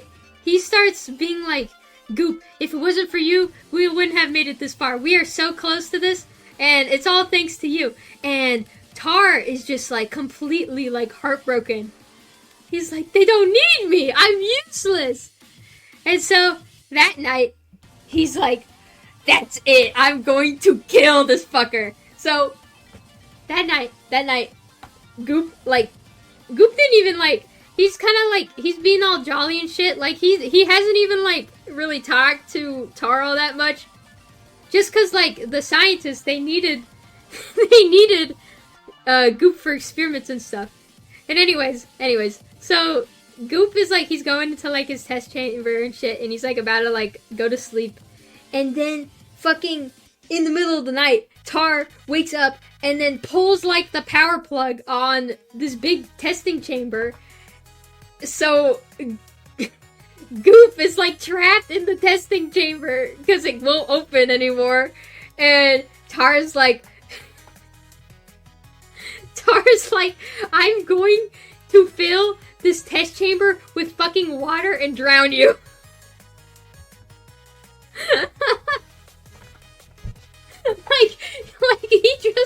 he straight up, like, tells him, like, I'm going to kill you. I hate you. And Goop is like, why? What did I do? I don't even know you. And he's like, you don't need to. It's not about that. And he's like, starts acting like really edgy and shit, right? And so, unfortunately for Tar, right? He didn't like, examine the test chamber enough. So, Goop is able to escape through a vent. And he's like scared out of his mind. He's like, this guy is trying to fucking kill me. Like this deranged fucking tar baby. And, so he's crawling through the vents, and then he hears something behind him. And it's fucking Tar. He's chasing after him in the vents. And he's like, oh my fucking god. So he starts like booking it down this like vent, right? And unfortunately, he took like too many like right turns, and this vent now is like right above this giant fucking like incinerator. And Goop, he doesn't know. He doesn't know it's like an incinerator. So he drops down and is able to like get out of the way of the incinerator, but Tar, in like his hatred, like his pure hatred, he doesn't like see where he's going, and he falls directly into the incinerator. He falls directly into the incinerator, and like his skin starts like fucking boiling, cause it's like one of those, it's like an oven basically, right? And his skin starts like boiling, and he's like, oh my god, this fucking hurts. And Goop is like, he can't like stop but just like stare in like pure fucking horror, while this guy is like basically like burning alive in front of him. And he's like, and Tar's like, oh my fucking god, this hurts so much. And Goop, he feels kind of bad, so he goes over to the incinerator and like pulls him out, cause like, you know, even though this guy tried to kill him, like, this is pretty fucked up. So he pulls Tar out of the incinerator, and Goop is like, yo man, are you okay? Are you okay? Like, you kind of like fucked yourself up. And Tar, like, half of like his face like melted off, right? It's just like Goop now. And like, he like looks at him. He looks at Goop and immediately starts fucking throttling him. Like, he fucking starts choking Goop out, like, with his own two hands. And he's like, this guy is out for blood. Sorry, let me take water. I'm screaming too much. Let me drink water.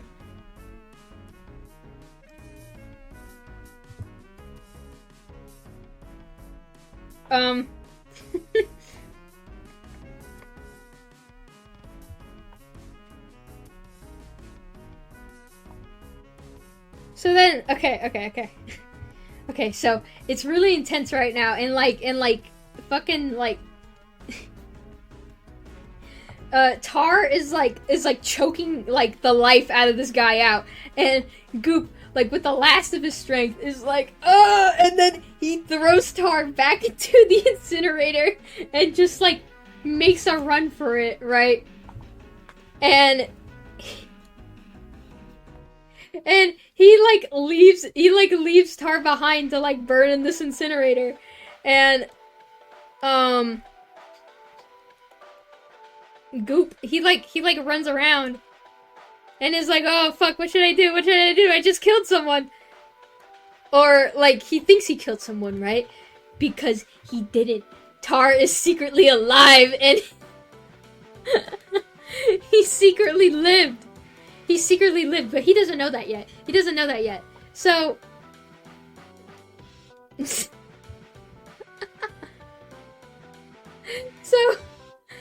So Goop, he like goes to like the lead scientist, and he's like, I did something really bad.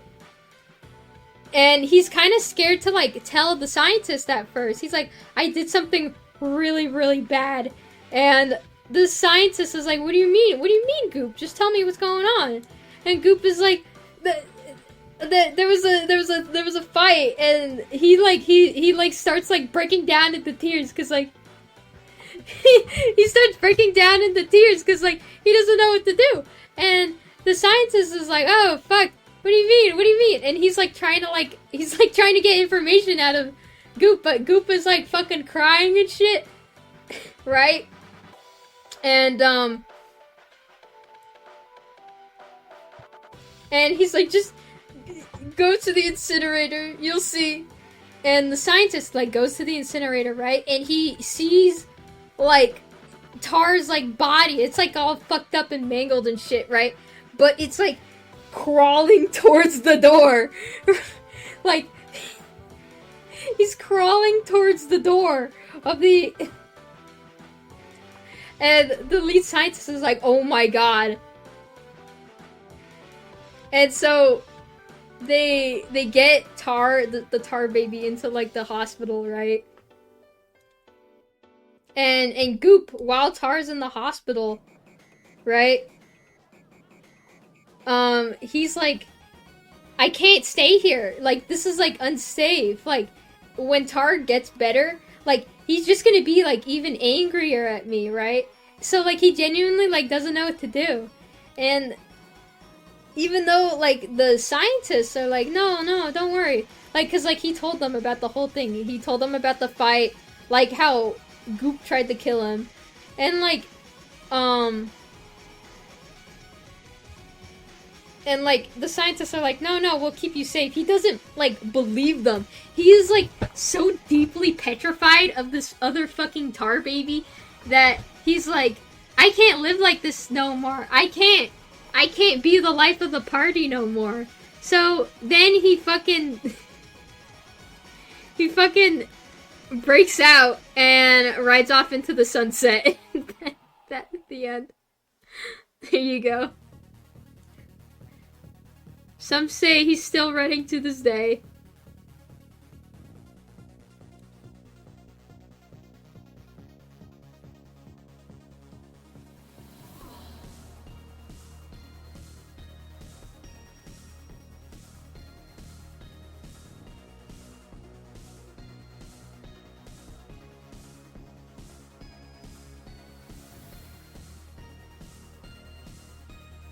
We need an 8K page comic for this.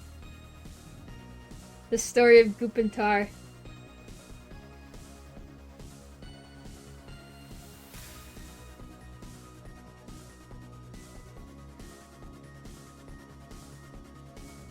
Does Goop join a cult? No. Goop eventually, like, he starts, like, living on the street, right? Because he doesn't know how, like, regular society works. So, he's kind of just, like, he doesn't know what to do. He hasn't, like, talked to anyone, like, outside of, like, other scientists and stuff. So, he's in this, like, really strange world. And then he meets this florist. Like, just on the side of the, like, while he's, like, sleeping on the street or whatever. This florist, she, like, goes up to him and is like, hey, I saw you. You've been sleeping on this road for, like, or, like, this alley for, like, a few days. And, you know, it kind of sucks. Like, you can, like, sleep in, like, my shop. And he's like, he doesn't know what that means. So he's like, okay. So he goes to, like, this florist. He goes to the florist,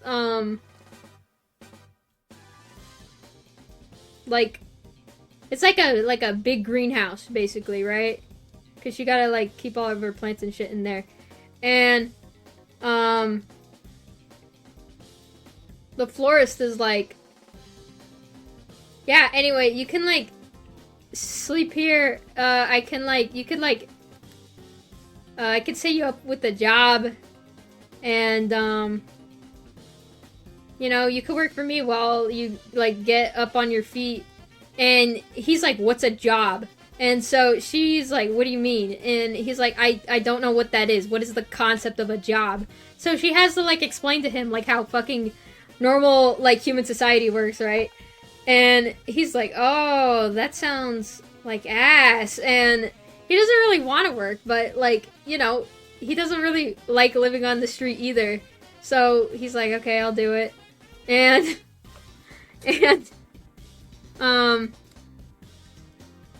so he's like working at this florist shop, and it's like, you know, he sells flowers and shit, whatever, right? And like it's going. That's the end of the story. I can't bullshit anymore.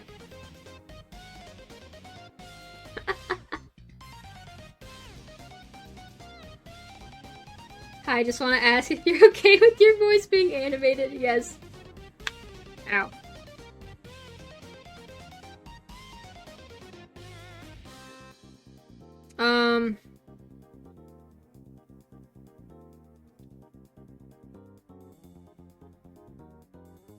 Are we doing the fake lore bit again? Yes, we are.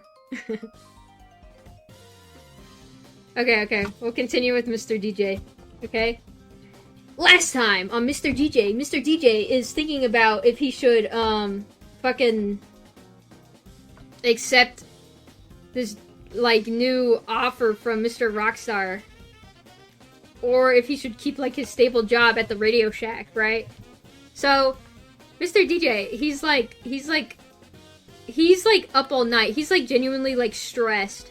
Like, thinking about this answer, or, like, what he's gonna do with his life. Because he's like, yeah, the Radio Shack is, like, it's, like, good. It's, like, good and stuff, right? But I can't, like, pursue, like, what I want to, like, really do. Like, my boss fucking hates me. He doesn't want me to make, like, music. But, like, it's how I'm, like, able to pay rent. And, like, he doesn't really know if this thing with the Rockstar is gonna work out. Because he did some research, right? And it turns out Mr. Rockstar's career is on a steady decline. And he's like, should I really do this? What do I do? How am I gonna feed myself, right?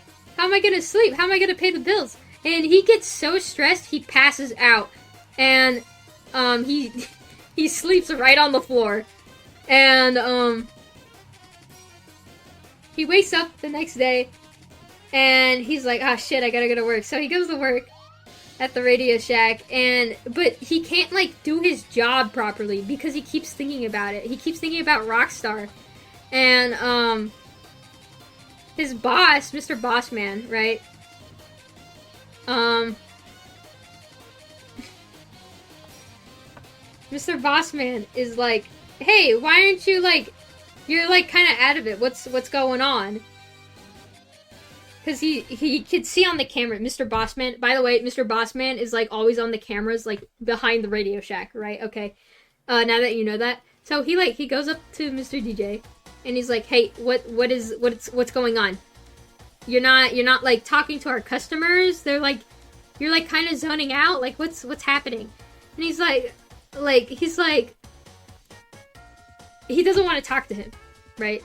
Because, you know, he just shattered, like, his beautiful CD into, like, 1,000,000 pieces. So, you know, it just occurred to me how, like, fucking insane this sounds. Sorry to, like, interrupt again. Like, how genuinely fucking insane I sound. Like, my parents can, like, hear through my door. They're probably like, what the fuck is she talking about?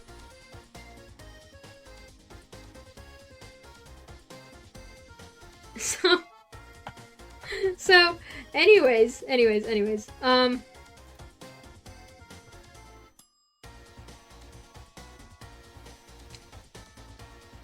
the boss is like, come on, bro, you're not meeting the quota for the day.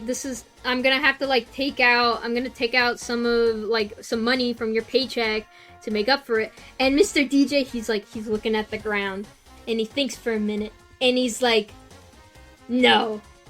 And Mr. Bossman is like, what? What do you mean, no? Like, you're not meeting your quota. And DJ is like, I'm tired of fucking bums like you telling me what to do. And Mr. DJ, he fucking stomps his foot on the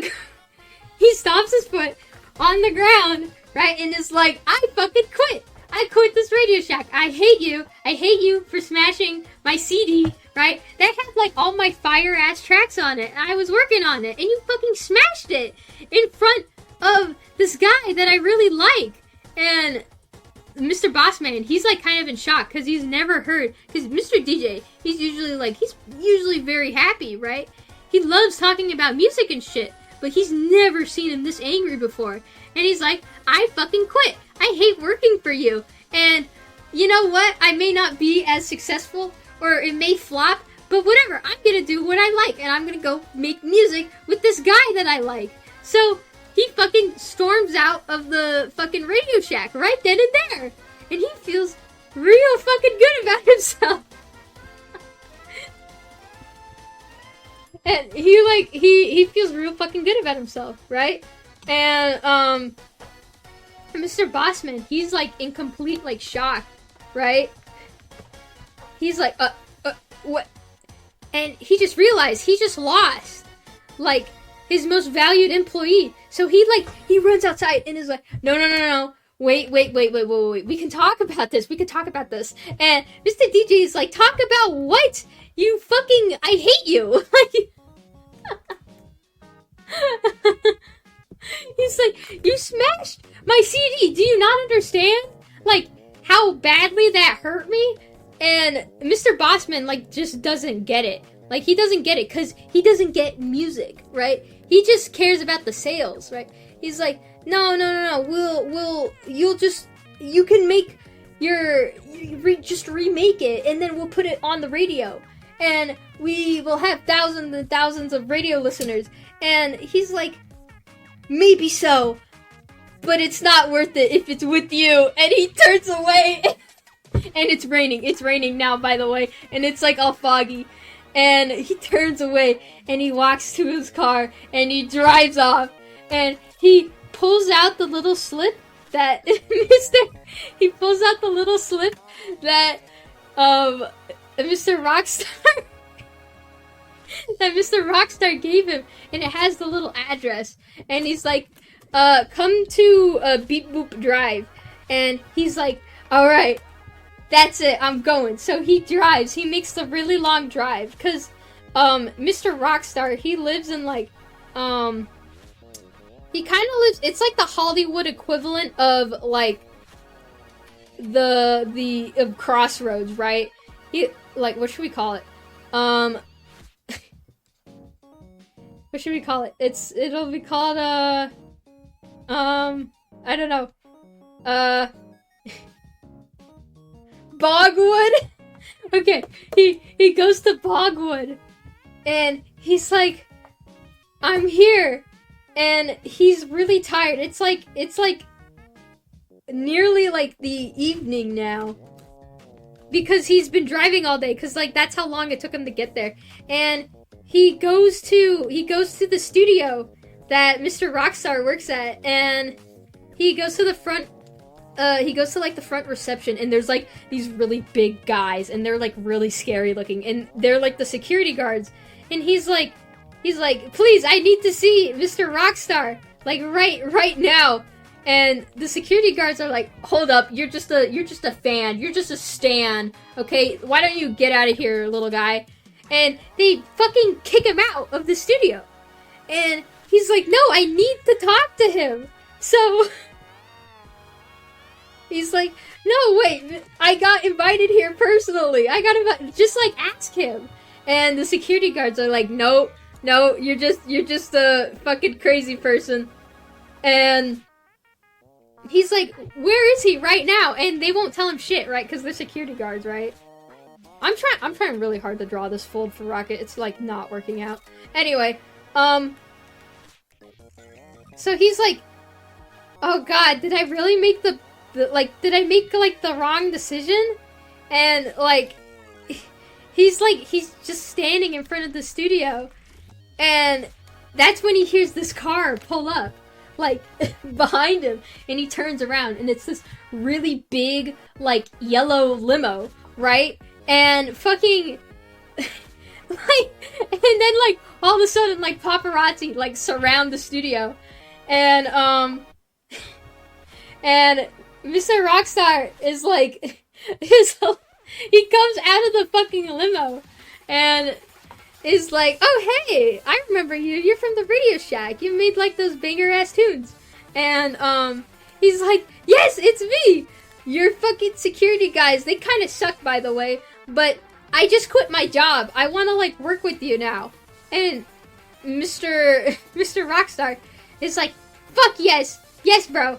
We're gonna make so many awesome ass tunes. And then they fucking kiss or whatever. The end. There you go.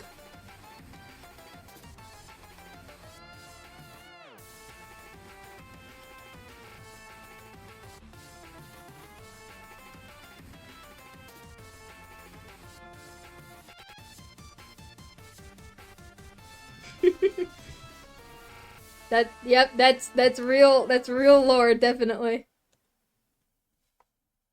Happy early Valentine's. Dude, the story was so peak. Why did you fucking ruin it with this woke shit? I'm sorry, bro. Woke mind virus is in my brain. You know what? Low-key might be because of the Benadryl. Is part of that rule, is it fully fake? It's definitely 100% real. And you could... Definitely.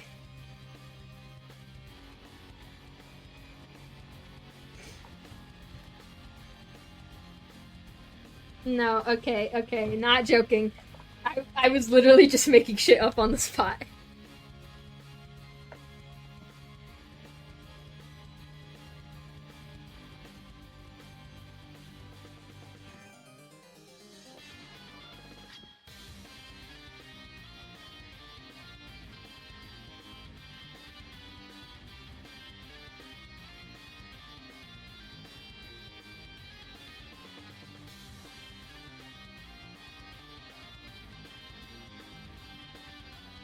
Sorry.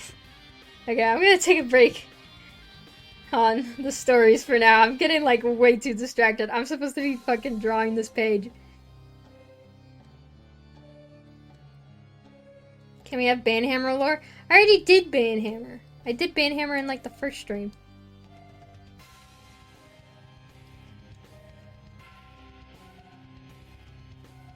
Katana's backstory was better, loser? Okay. Why are you so mean?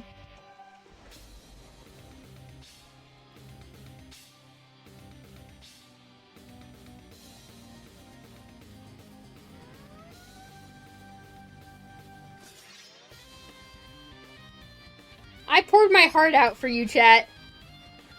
And now all I get is that real, or did you just make that up? No, I put so much thought into that.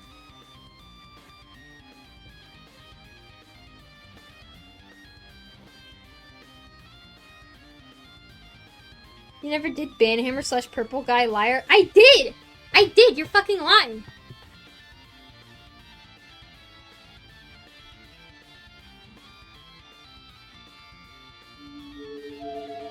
All these stories have been amazing Soda P content. Thank you. Thank you! Someone fucking appreciates my storytelling.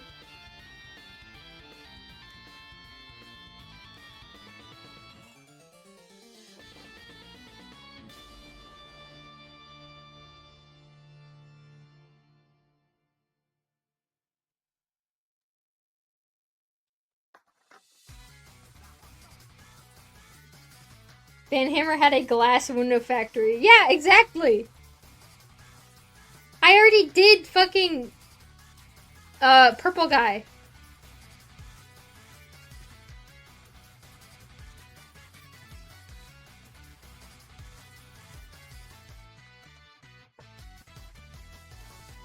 Fake fans don't know Purple Guy lore.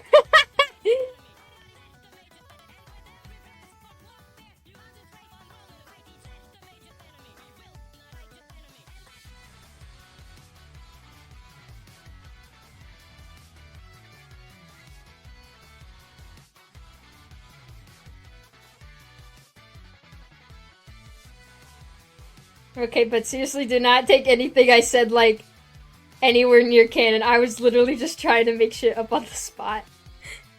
None of that is canon.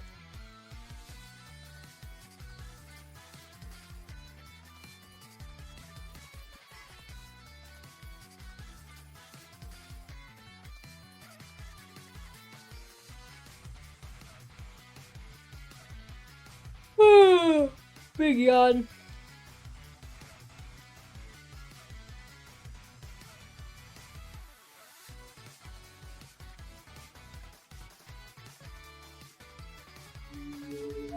I love your stories, do that more often.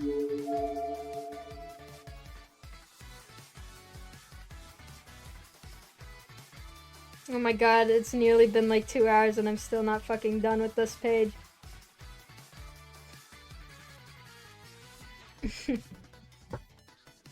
What do you mean? That's all canon. I saw it in story mode yesterday. Are you looking forward to Vox Spawn Day Q&A? No. What day is that on? Is that on the 22nd?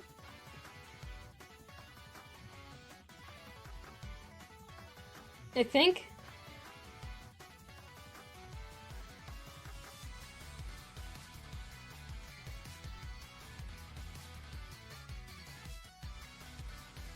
"22nd. Dude, every time there's a Q&A, I always, like, dread it.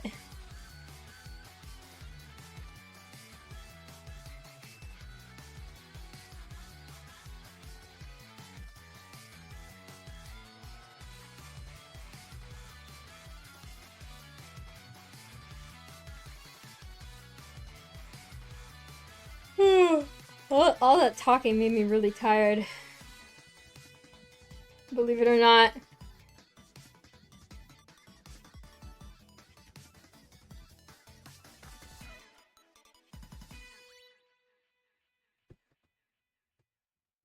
Can we have a Soda Story stream at some point? What do you mean? Like, just me telling, like, random ass stories? Dude, my voice is, like, actually so fucking parched. Hang on. I got really passionate.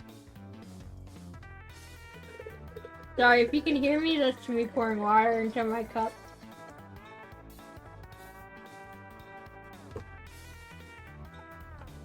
I'm not good at improv.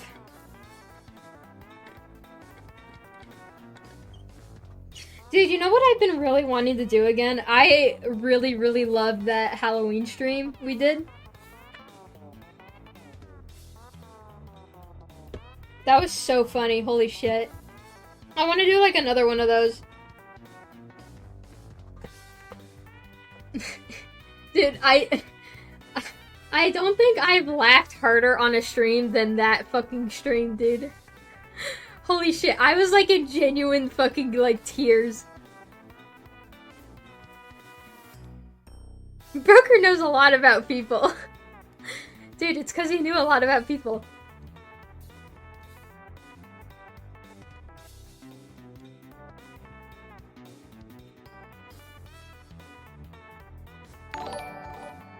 Thank you, Puppy EXP, for Prime Sub. He knows so lot about people. Maybe we'll do an April Fool's stream.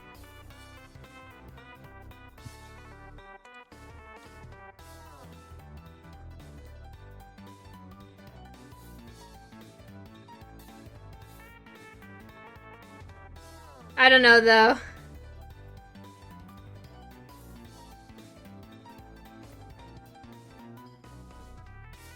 I feel like if I do another one of those, like, reading, like, your story streams, then I have to be, like, very strict. Because some people were kinda sending weird shit.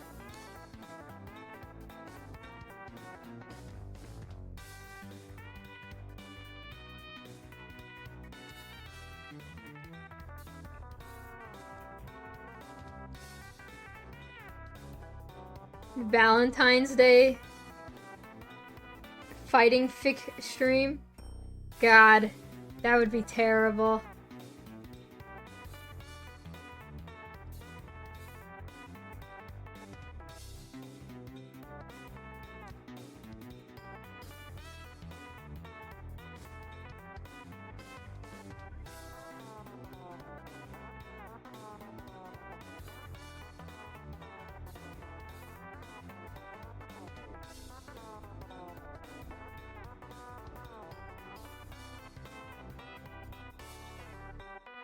Does Broker know a lot about people because he listened to the Tarby and Mr. DJ backstories? Yes.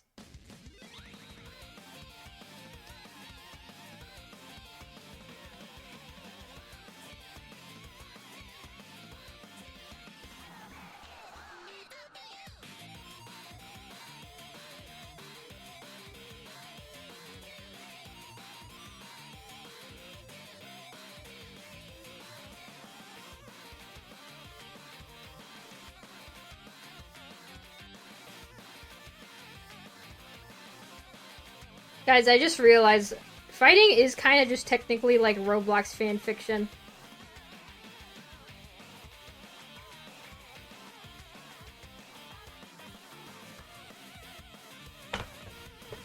Ah! Adjusting my seat.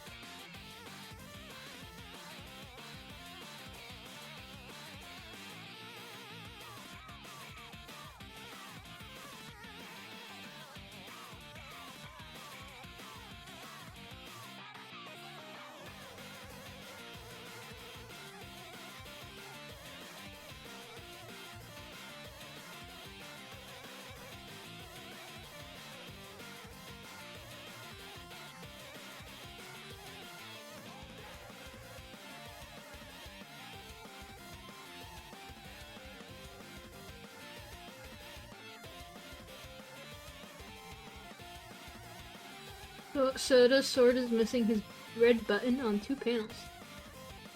Oh, he is. Thank you.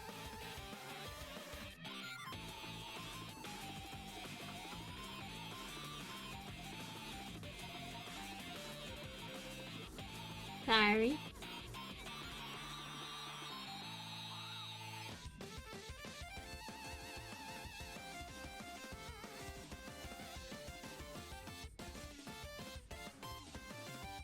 One there, and one there. Hell yeah.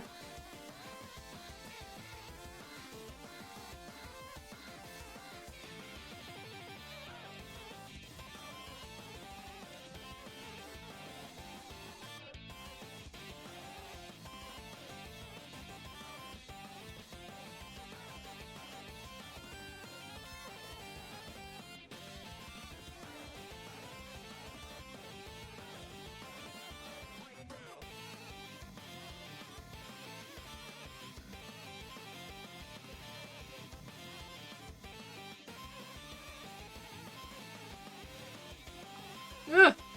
Red.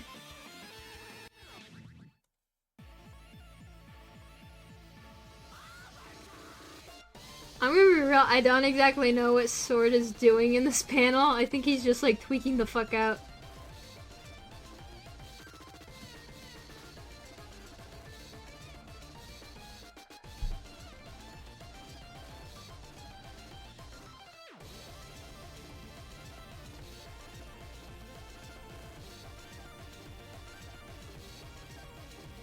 He's not okay, he needs a hug. He does need a hug.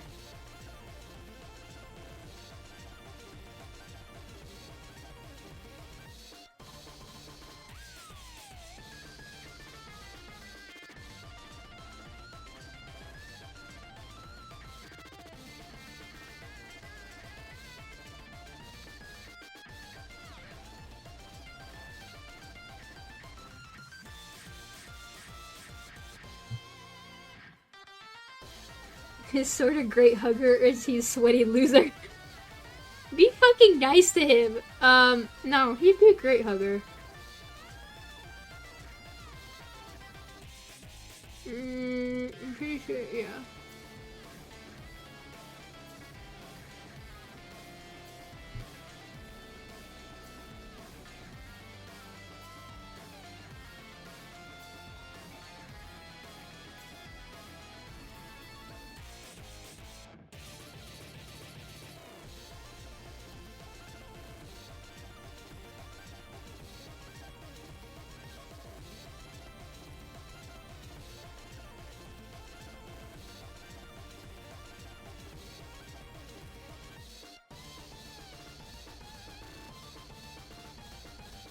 Why do these look so weird?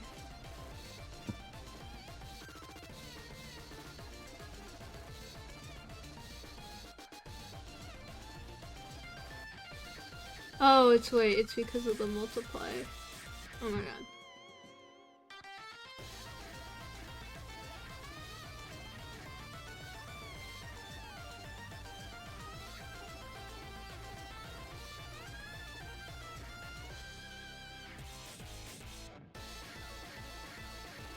Sitter, when's the next fighting plushie?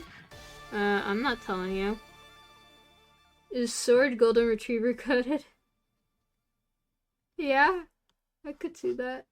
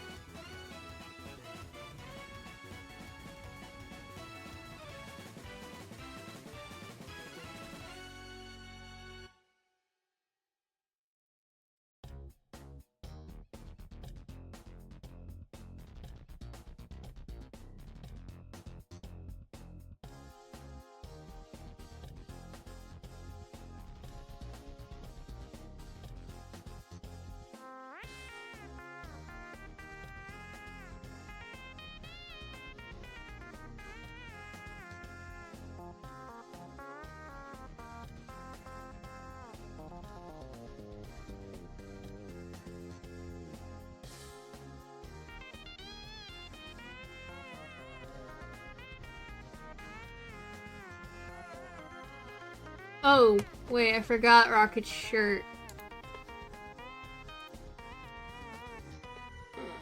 Where did I put this on?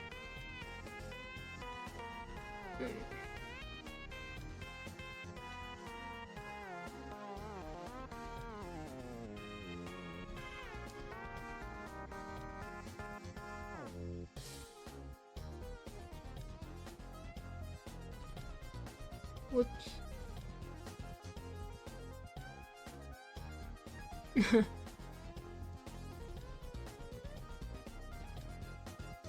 He paused his game to be here.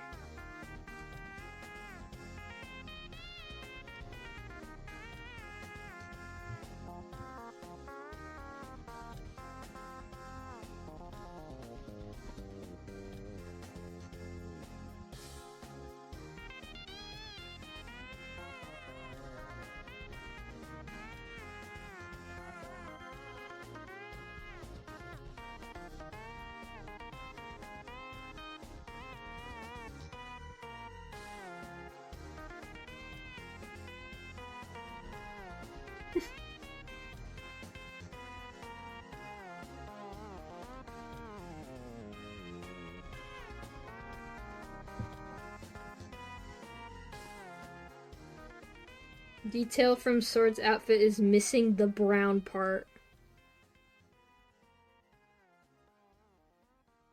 Where? What? There's nothing missing.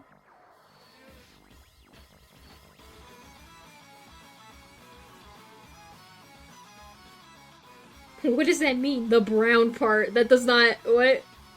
Okay, whatever.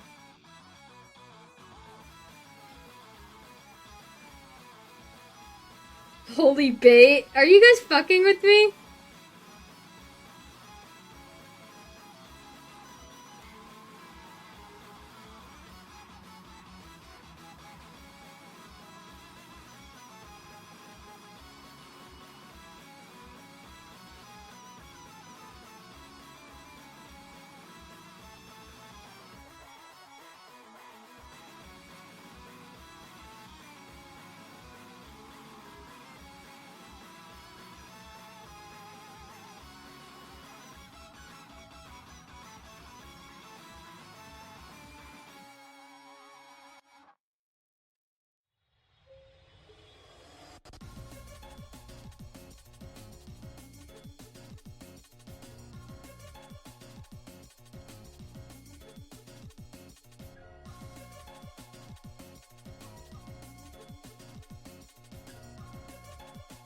What are you guys talking about? The bottom part of the cape thing.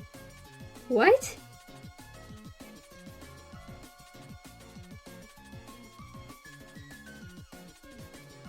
Where?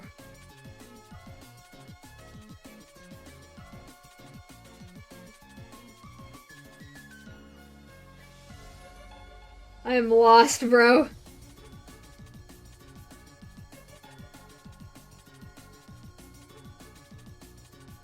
What do you got? Okay, you know what? I'm not looking at chat. You guys are fucking with me. There's nothing wrong. There's literally nothing wrong here.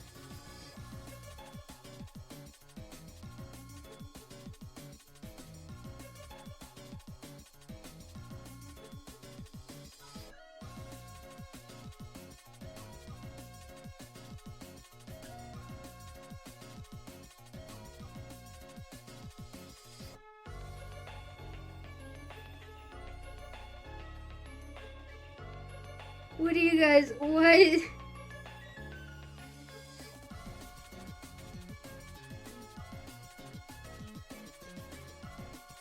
It's the shirt? It's the shirt or the cape? What?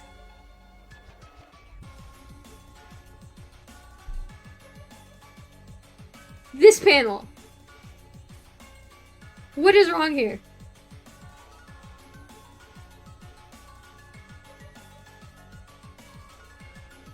This? The shirt?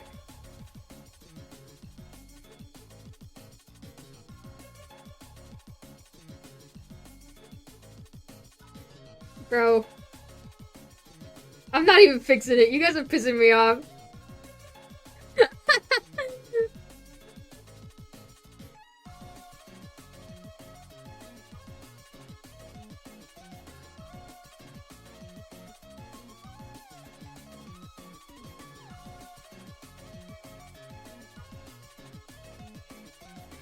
Leave it there on purpose.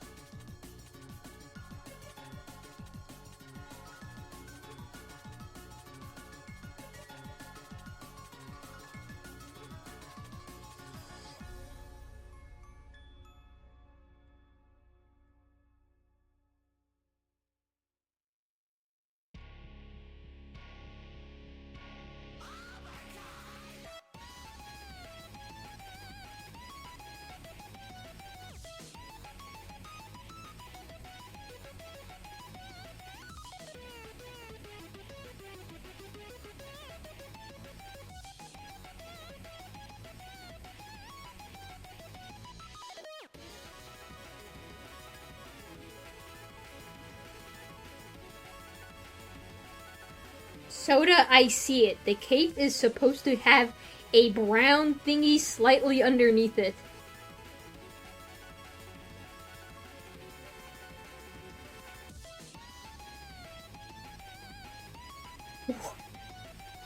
A brown thingy. That is very descriptive, thank you.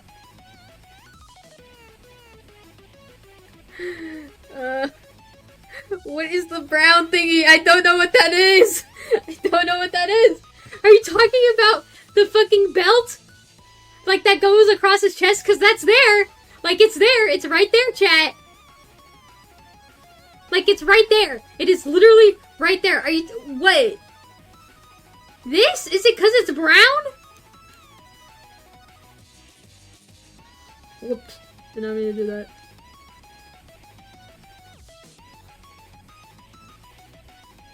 Huh?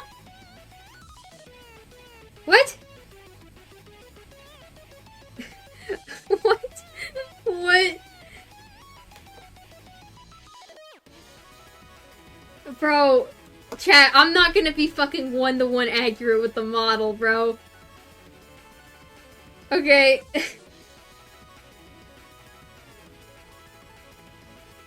What are you talking about?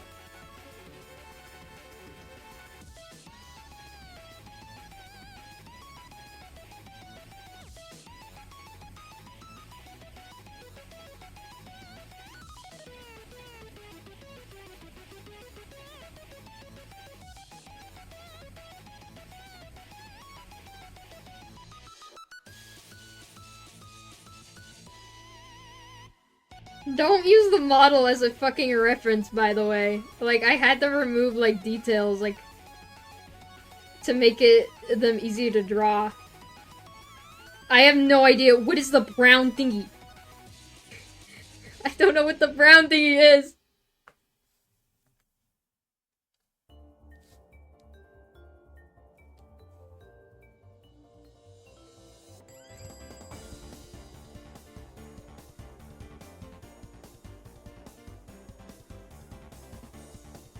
I paused my game to be here.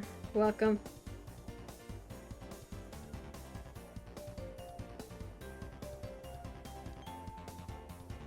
I'm never doing another comic coloring stream again.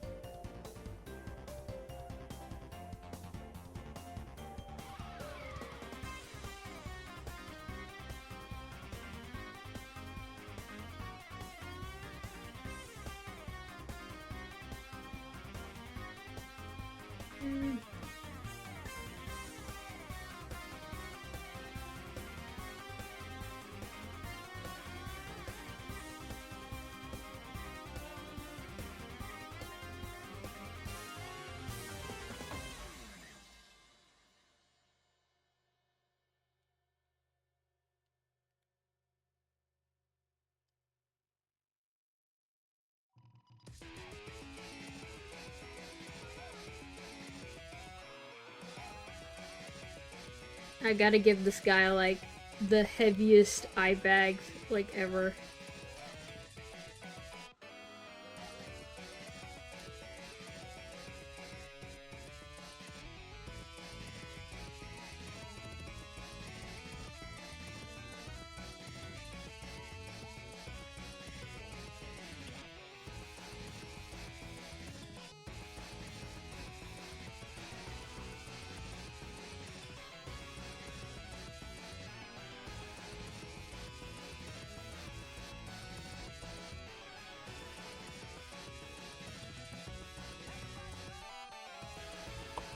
Ow.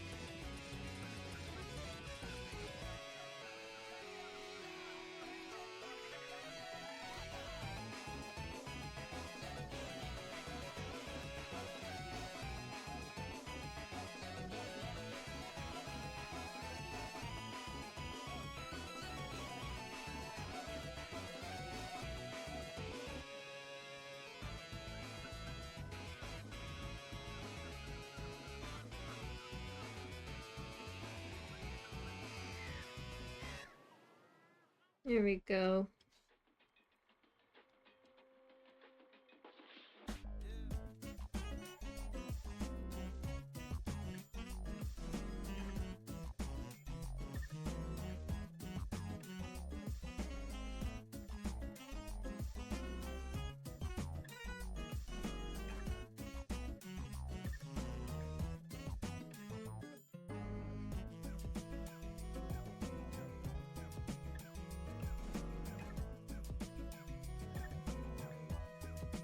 Okay, roll the drop.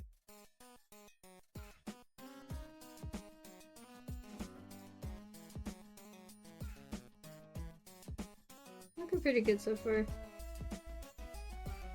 Ugh. Okay, we'll call it for today.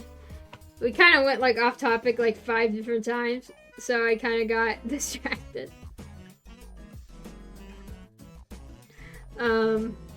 But yeah.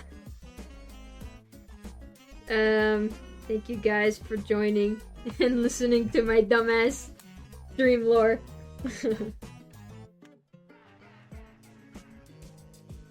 This stream was super generous. Yeah, I'm probably never doing this again. So, there you go. My one and only comic stream.